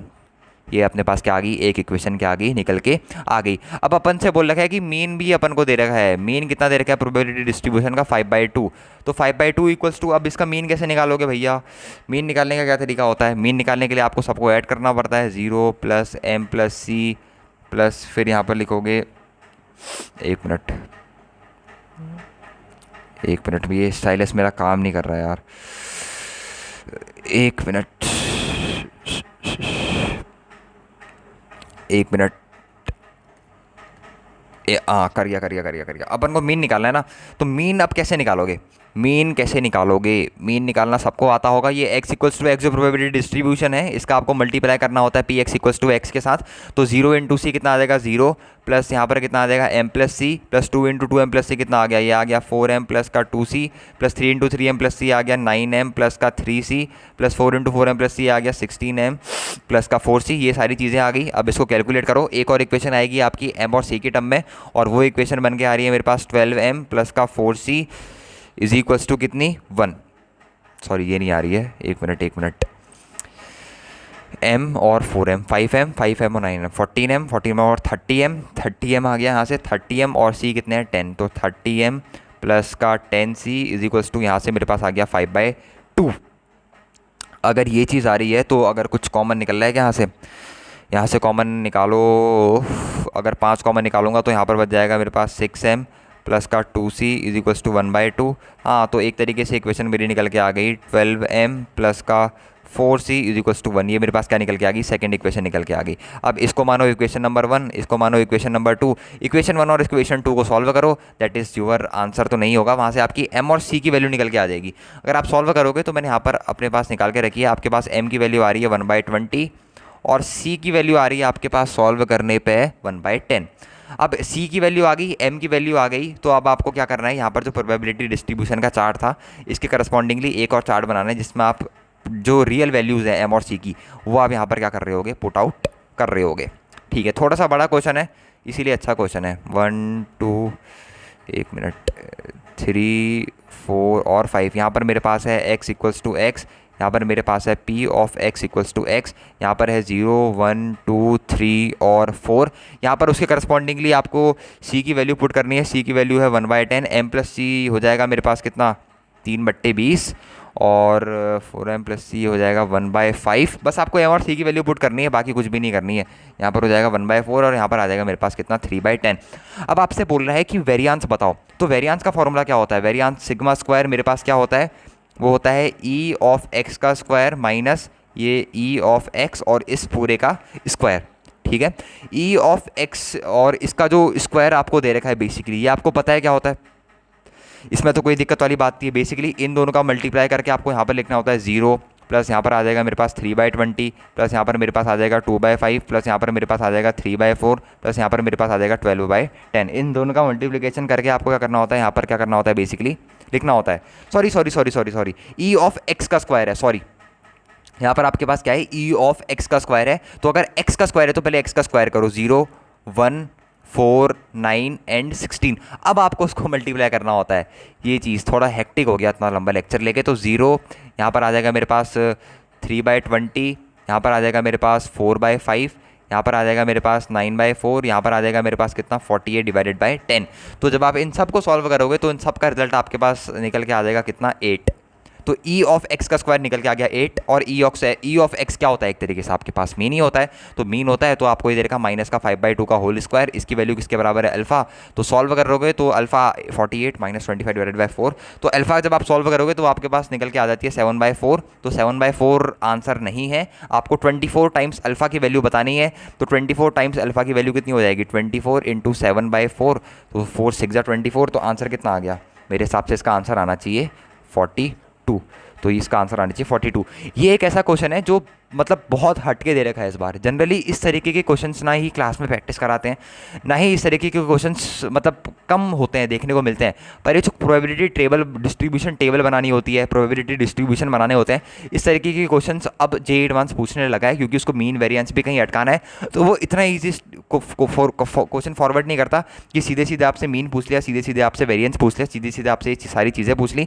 अब वो क्या कर रहा है, इनका यूज़ करते हुए, मीन और वेरिएंस में इनके यूज़ करते हुए कहीं ना कहीं इस क्वेश्चन को क्या कर रहा है, अटकाने की कोशिश कर रहा है, ताकि बच्चे भी परेशान रहें और उसको भी फ्री में नंबर देने की जरूरत ना पड़े। जैसे यहाँ पर था, प्रोबेबिलिटी डिस्ट्रीब्यूशन का क्वेश्चन था, मिक्सअप था थोड़ा सा, ये सब एक्सपेक्टेशन वगैरह ये सब अपन कॉलेज लेवल पे पढ़ते हैं। पर ये फॉर्मूला जो वेरिएंस का होता है, ये सब जनरली आपको क्या करते हैं, पढ़ाया जाता है। ई ऑफ एक्स का square minus E of x का होल स्क्वायर, ये सब चीज़ें आपको पढ़ाई जाती हैं। तो होना चाहिए था, पर इसको मैं थोड़ा सा रेट करूँगा, थोड़ा सा नया टाइप का सवाल है, तो उसको मैं टफ कैटेगरी में ही रेट करूँगा।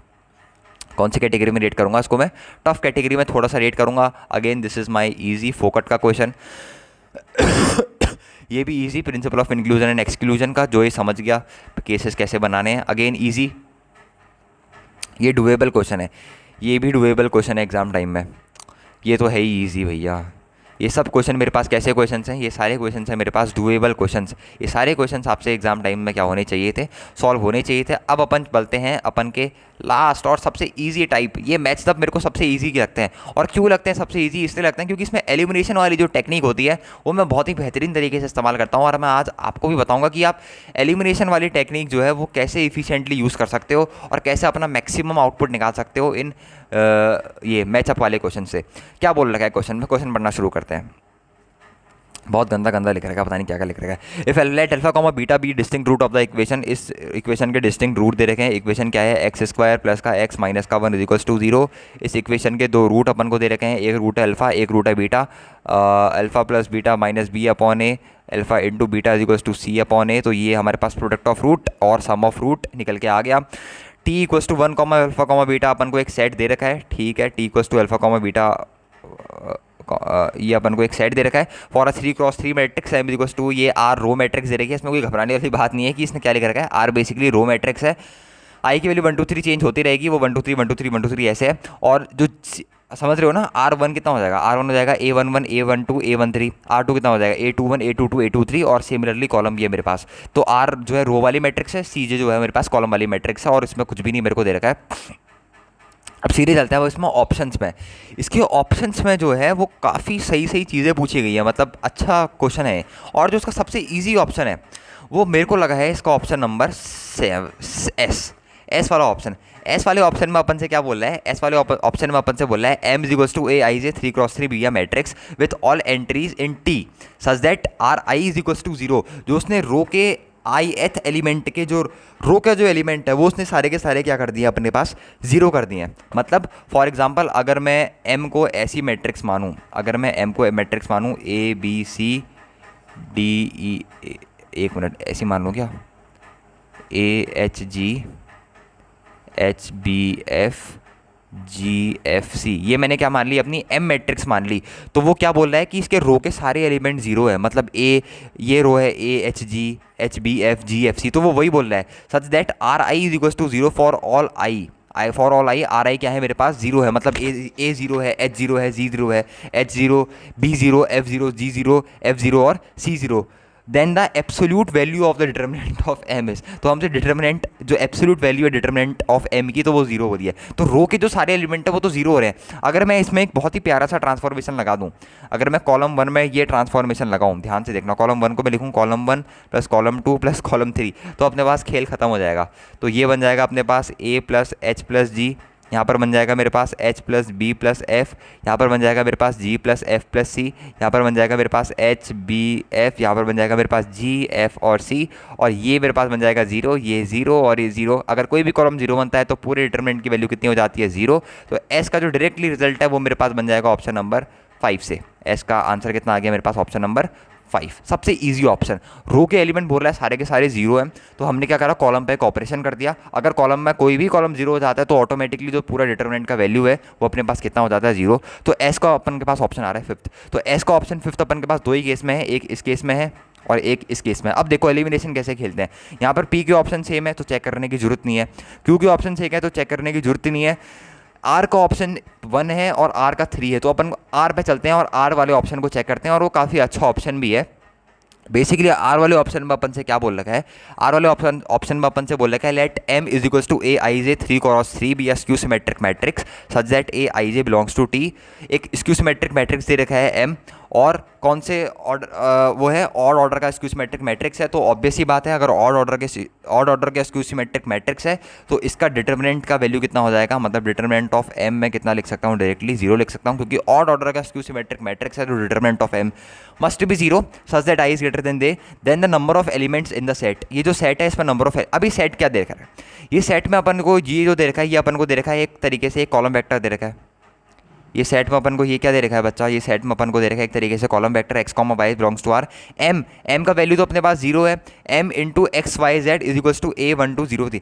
अब यहाँ पर सिर्फ 2 केस हो सकते हैं इस तरीके के केसेस में। इसको हम बेसिकली गॉस जॉर्डन मैट्रिक्स का जब हम मल्टीप्लिकेशन करते हैं तब हम पढ़ते हैं इसको गॉस जॉर्डन एलिमिनेशन को, या फिर गॉस जॉर्डन एक मैट्रिक्स मल्टीप्लिकेशन। आपने साइमल्टेनियस इक्वेशन जब सॉल्व करी होंगी तब आपने मेथड का बेसिकली नाम सुना होगा, या फिर नहीं भी सुना है तो बेसिक अंडरस्टैंडिंग है एम का जो डिटर्मिनेंट का जो वैल्यू है वो अपने पास 0 हो गया है, इनटू उसका एक्स वाई सेट के साथ मल्टीप्लिकेशन कर रखा है। अब इसके 2 ही केसेस हो सकते हैं, या तो इसके इन्फाइनेटली मैनी सॉल्यूशन होंगे, या तो इसके इन्फाइनेटली मैनी सॉल्यूशन एग्जिस्ट करेंगे, या फिर इसके क्या होगा, नो सॉल्यूशन, या तो इसका क्या होगा, नो सॉल्यूशन। तो इन्फाइनेटली तो मेरे को यहाँ पर दिख रहा है, नो मेरे को कहीं दिख नहीं रहा, तो डायरेक्टली इसका मैच क्या हो जाएगा, इन्फाइनेट मैनी सॉल्यूशन। हमेशा याद रखना स्क्यू सिमेट्रिक मैट्रिक्स के अंदर ऑड ऑर्डर की मैट्रिक्स है तो उसका डिटर्मिनेंट 0 हो जाता है, उसके बाद कॉलम वेक्टर दे रखा है, उसका सॉल्यूशन पूछा है, मैट्रिक्स मल्टीप्लिकेशन का क्वेश्चन है। बेसिकली गॉस जॉर्डन में यही बोलता है कि अगर एक डिटर्मिनेंट 0 मल्टीप्लाई करते हो तो या तो इन्फाइनेटली मैनी सॉल्यूशन आते हैं या फिर नो सॉल्यूशन निकल के आता है। नो सॉल्यूशन अपन के आंसर में देने रखा है तो ऑब्वियस ही बात है आर का आंसर 3 हो जाएगा, तो इसका option number C is the answer. बाकी के जो ऑप्शन है आपको टेस्ट करना है, टेस्ट करके देख लो, पर मेरे को लगता नहीं कि इसे टेस्ट करके देखने की कोई ज़रूरत है ना, क्योंकि अगेन इतने इजी है कि मतलब करोगे भी तो तब भी हो ही जाने चाहिए, ज़्यादा टफ क्वेश्चन नहीं है।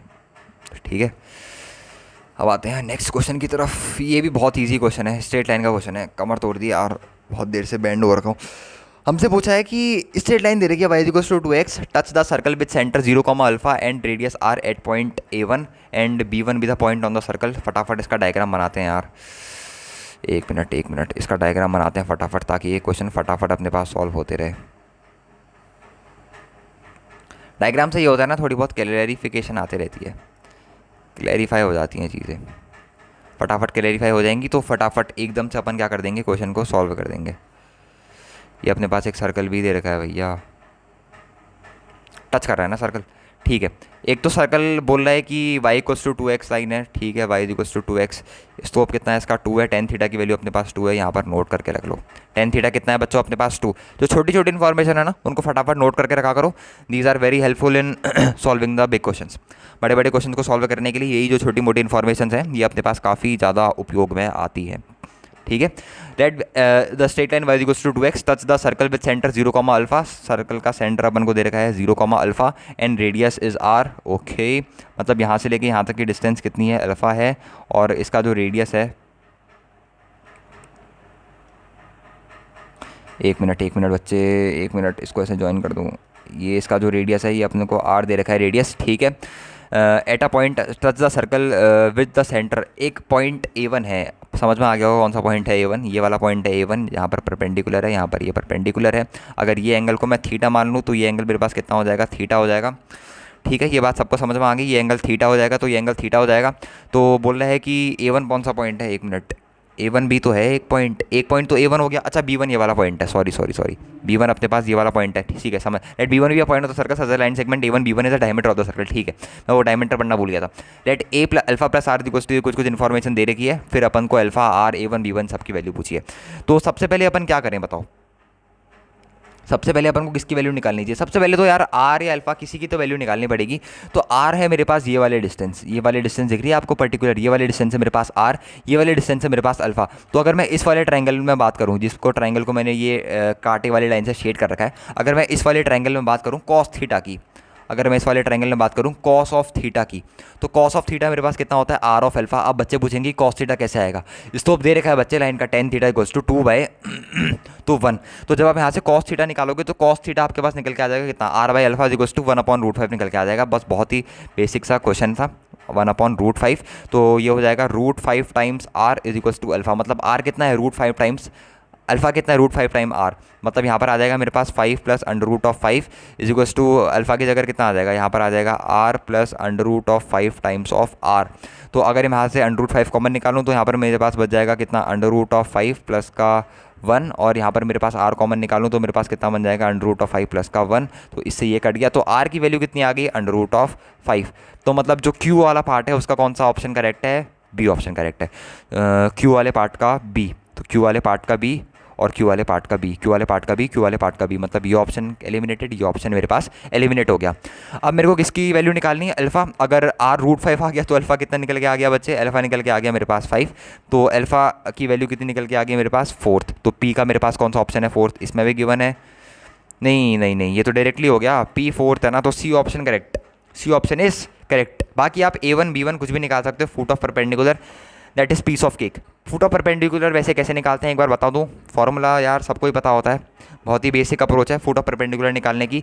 इक्वेशन ऑफ स्ट्रेट लाइन भी दे रखी है आपको, कितनी दे रखी है equation of straight line, minus का 2x प्लस का y इज इक्वल्स टू 0, ये मेरे पास इक्वेशन ऑफ स्ट्रेट लाइन है। A1 पॉइंट में मेरे को फुट ऑफ परपेंडिकुलर निकालने हैं, मान लो A1 पॉइंट ऑफ इंटरसेक्शन मान लेता हूँ मैं अल्फा कॉमा बीटा है, तो बहुत ही एलिमेंट्री लेवल है। तो अल्फा माइनस वो पॉइंट कितना है 0 कॉमा अल्फा, जहाँ से फुट ऑफ परपेंडिकुलर आपकी वाली लाइन पास हो रही होगी, अल्फा माइनस 0 अपॉन इसका कोएफिशिएंट कितना है माइनस का 2 is equals to beta minus alpha कितना है, अल्फा तो अपने पास 5 है, तो बीटा माइनस 5 अपॉन वाई कितना है अपने पास, वाई है अपने पास 1 इज इक्वल्स टू माइनस आता है बाहर से पता होगा आप सबको, माइनस का -2 इंटू 0 प्लस का यहाँ पर हो जाएगा अगेन 5 अपॉन 2 का स्क्वायर 4 प्लस का 1।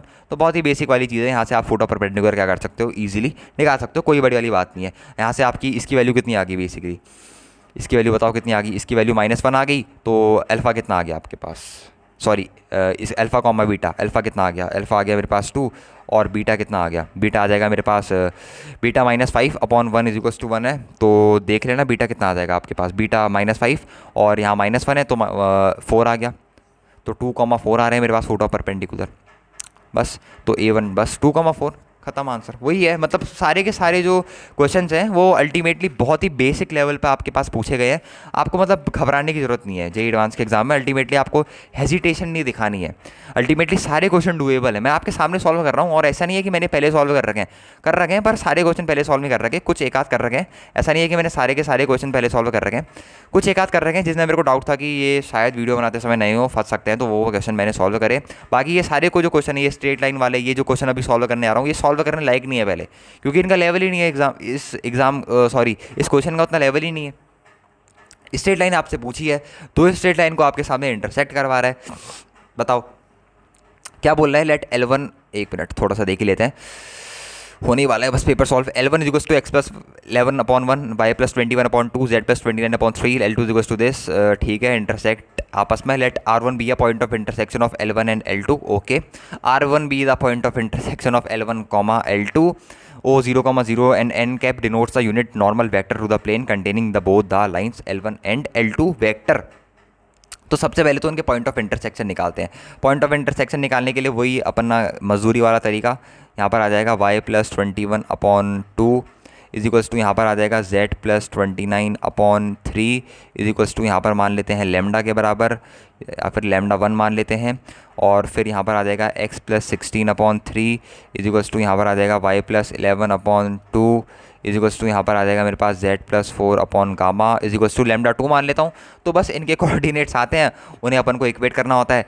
तो पहले वाले में कितने आ गए, पहले वाले में आ गए λ1 माइनस का 11 कॉमा ट्वाइस ऑफ λ1 माइनस का 21 कॉमा 3 टाइम्स ऑफ λ1 माइनस का 29, और दूसरे वाले केस में कितने आ गए, दूसरे वाले केस में आ गए थ्राइस ऑफ λ2 माइनस का 16 कॉमा ट्वाइस ऑफ λ2 माइनस का 11 कॉमा गामा ऑफ λ2 माइनस का 4, ये मेरे पास आ गए गामा ऑफ λ2 माइनस का 4, ठीक है। ये मेरे पास क्या आ गए पॉइंट जो भी आ गए वो क्या बोलते हैं वो पॉइंट ऑफ इंटरसेक्शन के कोऑर्डिनेट्स आ गए। अब आपको क्या करना है, इनकी वैल्यूज़ निकालनी है एंड गेम इज़ ओवर। तो क्या करता हूँ पहले मैं करता हूँ लैम्डा वन माइनस का 11 इज इक्वल्स टू यहाँ पर लिखता हूँ thrice of lambda two minus का 16 लिख दूँ ऐसा। तो यहाँ पर आ जाएगा लैम्डा वन माइनस का 3 lambda two is equals to -16 plus का 11, यहाँ पर आ जाएगा माइनस का 5। यही आ गया। तो एक तरीके से, या फिर लैम्डा को आप लिख सकते हो कितना, thrice of lambda to, lambda one equals thrice of lambda two minus की साइन में गड़बड़ हो गई, माइनस का 5। तो एक इक्वेशन ये बन के आ गई लैम्डा वन के टर्म में, ये वाली इक्वेशन। एक और इक्वेशन बना देते अपन, कोई दिक्कत नहीं है, पूरा क्वेश्चन ही सॉल्व कर देंगे। ठीक है, आपको बताता हूँ कि होते हैं क्वेश्चन सॉल्व एडवांस के। तो दूसरे वाले क्वेश्चन ने पूछा है twice of lambda one minus का 21 इज इक्वल्स टू पूछा है twice of lambda two minus का 11। तो यहाँ पर कितना आ गया, ये आ गया twice of lambda one minus twice of lambda two is equals to minus का 11 प्लस का 21। तो यहाँ पर से कितना आ गया, lambda one minus lambda two is equals to कितना आ गया, ये 5 आ गया। यही तो आया। या फिर lambda one is equals to lambda two plus 5, lambda one is equals to lambda two plus का 5, ये चीज़ आ गई। बस अब आपको सॉल्व करना है। लैम्डा वन है तो इक्वेट कर दो यार, लैम्डा वन है तो इक्वेट कर दो। तो यहाँ पर इक्वेट करोगे तो यहाँ पर बन जाएगा thrice of lambda two minus का 5 इज इक्वल्स टू यहाँ पर बन जाएगा लैम्डा टू प्लस का 5। तो twice of lambda two is equals to 10। तो यहाँ पर लैम्डा टू की वैल्यू कितनी निकल के आ गई, 5। अगर लैम्डा टू 5 निकल के आ गया तो लैम्डा वन कितना निकल के आ गया, लैम्डा वन निकल के आ गया 10। ख़त्म। यही तो आ रहा है, लैम्डा वन 5 और लैम्डा वन 5, तो लैम्डा टू कितना निकल के आ गया, 10 निकल के आ गया। अब ये लास्ट वाले को भी कंपेयर कर लो यार, ये लास्ट वाले को भी कंपेयर कर लो जिसमें आपको गामा की वैल्यू निकलेगी। वो आ जाएगा मेरे पास thrice of lambda one minus का 29 is equals to gamma of lambda two minus का 4। तो थ्राइस ऑफ लैम्डा वन कितना है, 10। तो सीधे लिख देते हैं ना, यहाँ पर आ जाएगा 1 is equals to gamma into lambda two कितना है, 5 टाइम्स ऑफ गामा इज -4। तो गामा की वैल्यू सीधे सीधे कितनी आ गई, 1। खाली मेहनत करवाई पता है, खाली, मतलब ये सवाल ही इसलिए था। अगर मैं इसमें सीधे सीधे गैस भी मारता ना तो भी आंसर आ रहा था। बताऊँ कैसे, मैंने तिकड़म लगाई थी पर मेरे को कंफर्म नहीं था कि इसका आंसर आएगा, क्योंकि यहाँ पर 1 2 3 दे रखा है, यहाँ पर 3 2, तो वॉक बेसिक क्या होना चाहिए, 1 ही होना चाहिए। तो गामा की वैल्यू कितनी निकल के आ गई, 1। तो ऑप्शन देखिए कौन सा एलिमिनेट हुआ, पी का आंसर है 3, पी का आंसर है 3। एक मिनट है, इसको नीचे कर देता हूँ, लास्ट वाले पार्ट को नीचे को भाग तू यार, क्वेश्चन सॉल्व करने दे मुझे। तो गामा की पी का जो ऑप्शन है वो है 3, पी का 3। तो बी एलिमिनेट, सी एलिमिनेट, मेरे पास ए और डी बचे हैं। क्यू का 4, क्यू का 1 दे रखा है, क्यू चेक कर लेते हैं, कोई सा भी चेक कर लो। Possible choice for N cap. अब आपको एन कैप निकालना है। एन कैप कैसे निकालोगे, पहले नॉर्मल वेक्टर निकालना पड़ेगा। नॉर्मल वेक्टर क्या होगा, यहाँ पर आ जाएगा आई कैप, यहाँ पर आ जाएगा जे कैप, यहाँ पर आ जाएगा के कैप। नॉर्मल वेक्टर तो सबको निकालना आता होगा, मतलब जब अपन स्ट्रेट लाइन पढ़ते हैं तो सबसे पहले उसमें नॉर्मल वेक्टर ही निकालना सीखते हैं। इनके जो नीचे वाले वो डायरेक्शन वेक्टर्स होते हैं उनका यहाँ पर ले लेते हैं, 1 2 3, 3 2 1। तो नॉर्मल वेक्टर निकल के आ जाएगा अपने पास। नॉर्मल वेक्टर कितना आ गया, यहाँ पर आ जाएगा आई कैप और 6 माइनस का 2, तो यहाँ पर आ जाएगा माइनस का 4, यहाँ पर आ जाएगा माइनस का जे कैप। माइनस का जे कैप के अंदर आ जाएगा मेरे पास 1 माइनस का 9, प्लस यहाँ पर आ जाएगा के कैप के अंदर आ जाएगा मेरे पास 2 माइनस का 6। तो नॉर्मल वेक्टर मेरे पास अल्टीमेटली कितना निकल के आ गया, माइनस का 4 आई कैप प्लस का 8 जे कैप माइनस का 4 के कैप। अगर मैं नॉर्मल वेक्टर का कैप निकालना चाहूँ तो -4 कॉमन निकाल सकते हो। तो बेसिकली कितना आ जाएगा माइनस का आई प्लस का 2 जे माइनस का के अपॉन इसका अंडर रूट कितना आ गया, 4 5 और 6, तो अंडर रूट ऑफ 6। ठीक है, तो ये मेरा आंसर हो जाएगा। या फिर माइनस कॉमन निकाल लेना, हाँ वही चीज़ है, इसने माइनस कॉमन निकाल रखा है।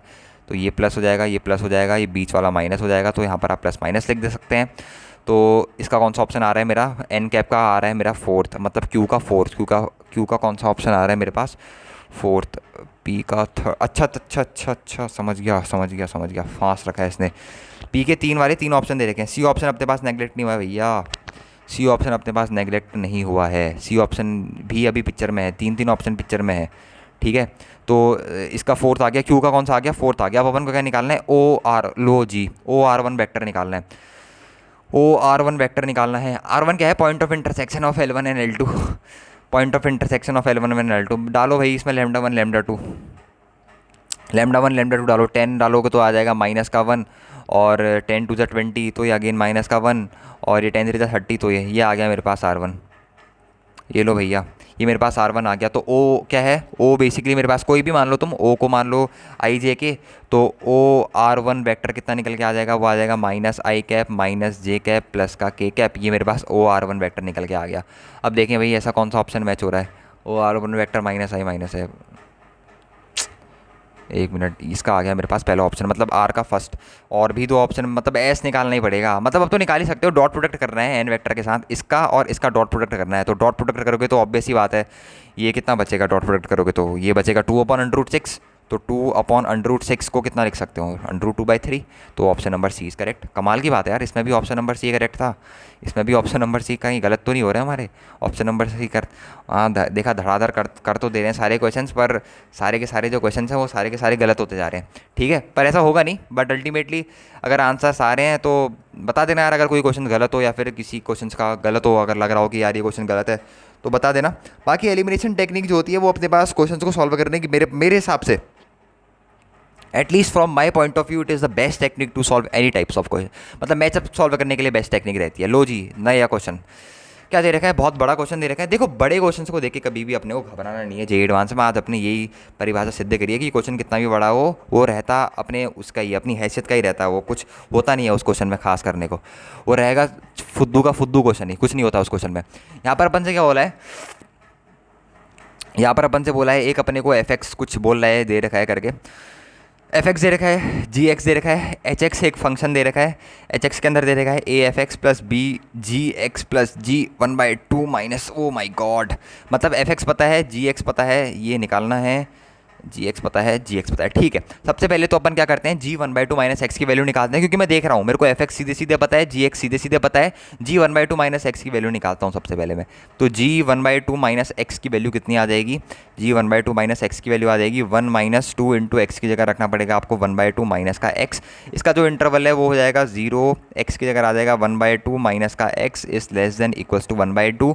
माइनस से मल्टीप्लाई करता हूँ तो इनइक्वालिटी का साइन चेंज हो जाएगा, तो यहाँ पर आ जाएगा एक्स माइनस का 1/2 is greater than equals to 1/2। तो अब क्या करूँ, 1/2 को उधर ले जाऊँ तो यहाँ पर आ जाएगा 1/2 greater than equals to X greater than equals to 0। तो ये मेरे पास इसका इंटरवल आ गया। अगर इसको फर्दर सॉल्व करोगे तो यहाँ पर 1 - 1 बन जाएगा, और यहाँ पर आ जाएगा कितना, प्लस का 2x, प्लस का 2x। तो मेरे पास जी 1/2 माइनस एक्स क्या बन गया, एक और भी थोड़ा सा सही तरीके का फंक्शन बन गया। अगर मैं यहाँ पर लिखूँ अपने पास जी ऑफ 1/2 माइनस का x, तो वो मेरे पास बन के निकल के आ जाएगा 2x। कब, जब मेरे पास x किस किस के बीच में है, जब मेरे पास x बिलोंग कर रहा है 0 से लेके 1/2 और बाकी सारे केसेस में 0। तो ये मेरे पास किसकी वैल्यू आ गई, जी 1/2 माइनस एक्स की वैल्यू आ गई। अब मैं सीधे ऑप्शन में चला जाता हूँ कि फटाफट मेरे पास ऑप्शन क्या क्या है। तो क्या क्या ऑप्शन बोल रहा है, सबसे पहले पी ऑप्शन मेरे पास बोल रहा है इफ़ ए इज़ 0। अच्छा, ए 0 है, ठीक है, ए 0 है मतलब एफ एक्स 0 हो गया। इसको यहीं पर सॉल्व कर देते हैं, मेरे को लग नहीं रहा कि इतना बड़ा क्वेश्चन है।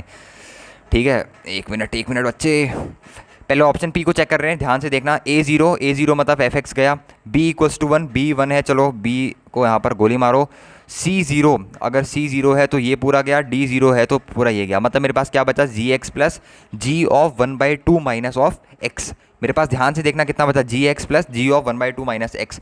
तो अगर मैं इन दोनों का ऐड करूँ, G of X plus G of 1/2 minus X, तो यहाँ पर मैं इसको कहीं पर कोने पर ऐड कर लेता हूँ।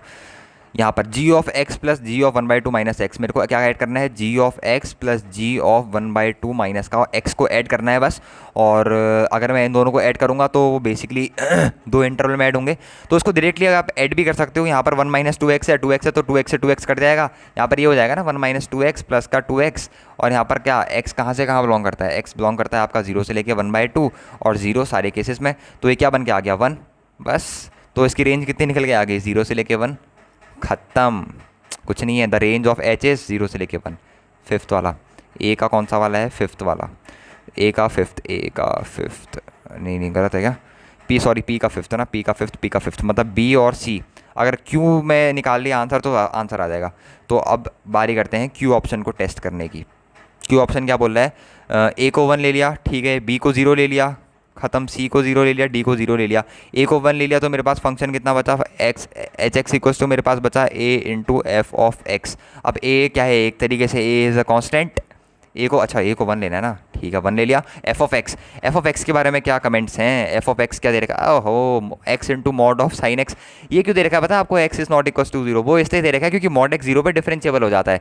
एक्स जो है वो सारे पॉइंट पे डिफरेंशिएबल है, मॉड एक्स भी सारे पॉइंट पे डिफरेंशिएबल है, 0 पे नहीं होता है, तो 0 उसने लेने को नहीं बोल रखा है। साइन 1/x सेम पॉइंट है, ऑसिलेटरी डिसकंटिन्यूटी होती है इस पर 0 पे, तो 0 उसने लेने के नहीं बोल रखा है। तो अगर ये पूरे फंक्शन की बात करूँ तो ये पूरे का पूरा मेरे पास क्या है, एक डेरिवेबल फंक्शन है या फिर डिफरेंशिएबल डिफरेंशिएबल फंक्शन है ऑन आर पे। तो अगर मैं क्यू ऑप्शन को सिलेक्ट करूँ तो क्यू ऑप्शन को सीधे सीधे मैं तीसरे ऑप्शन से सिलेक्ट करूँगा और इस हिसाब से मेरा आंसर आ जाना चाहिए ऑप्शन नंबर सी। तो सारे के सारे एमसीक्यू के कितने कौन से ऑप्शन मेरे पास करेक्ट हो रहे हैं, सी ऑप्शन करेक्ट हो रहे हैं। अगर आपको बाकी चेक करना है तो आप बिल्कुल चेक कर सकते हो। यहाँ पर वीडियो थोड़ी सी बड़ी हो गई है, एक्चुअली बड़ी हो गई है 2 घंटे की, इसलिए मैं चेक नहीं कर रहा हूँ। बाकी जो पेपर 1 का डिस्कशन है वो अपना पूरा हो चुका है। अगर आपको किसी भी क्वेश्चन में दिक्कत तो आप चेक कर सकते हो। आई होप कि एक आध क्वेश्चन अगर एमसीक्यू में गलत हो सकते हैं तो शायद ही हो सकते हैं, वरना चांसेस कम है गलत होने के। पर अगर आपको पेपर 2 का भी डिस्कशन चाहिए तो एक बार मेरे से बोल देना। और प्लीज़ मेरे चैनल को सब्सक्राइब करना, शेयर करना मैक्सिमम लोगों के साथ, ताकि वो भी अपना आंसर मैचिंग कर सके मैथमेटिक्स के सेक्शन के साथ कि कितने उनके ऑप्शन सही हैं, कितने उनके ऑप्शन गलत हैं। तो अभी इतनी वीडियो में इतना ही रखते हैं। शाम तक, रात तक या कल सुबह तक मैक्स टू मैक्स अपन पेपर 2 के सॉल्यूशन भी रिलीज़ कर देंगे। आपको बताना अगर आपको फिजिक्स या फिर बाकी सब्जेक्ट्स के भी जेईई एडवांस्ड के सॉल्यूशन चाहिए तो अपन वो भी अपलोड करने की करेंगे, कोशिश करेंगे। तो आज की वीडियो में इतना ही रखते हैं। Okay bye, thank you.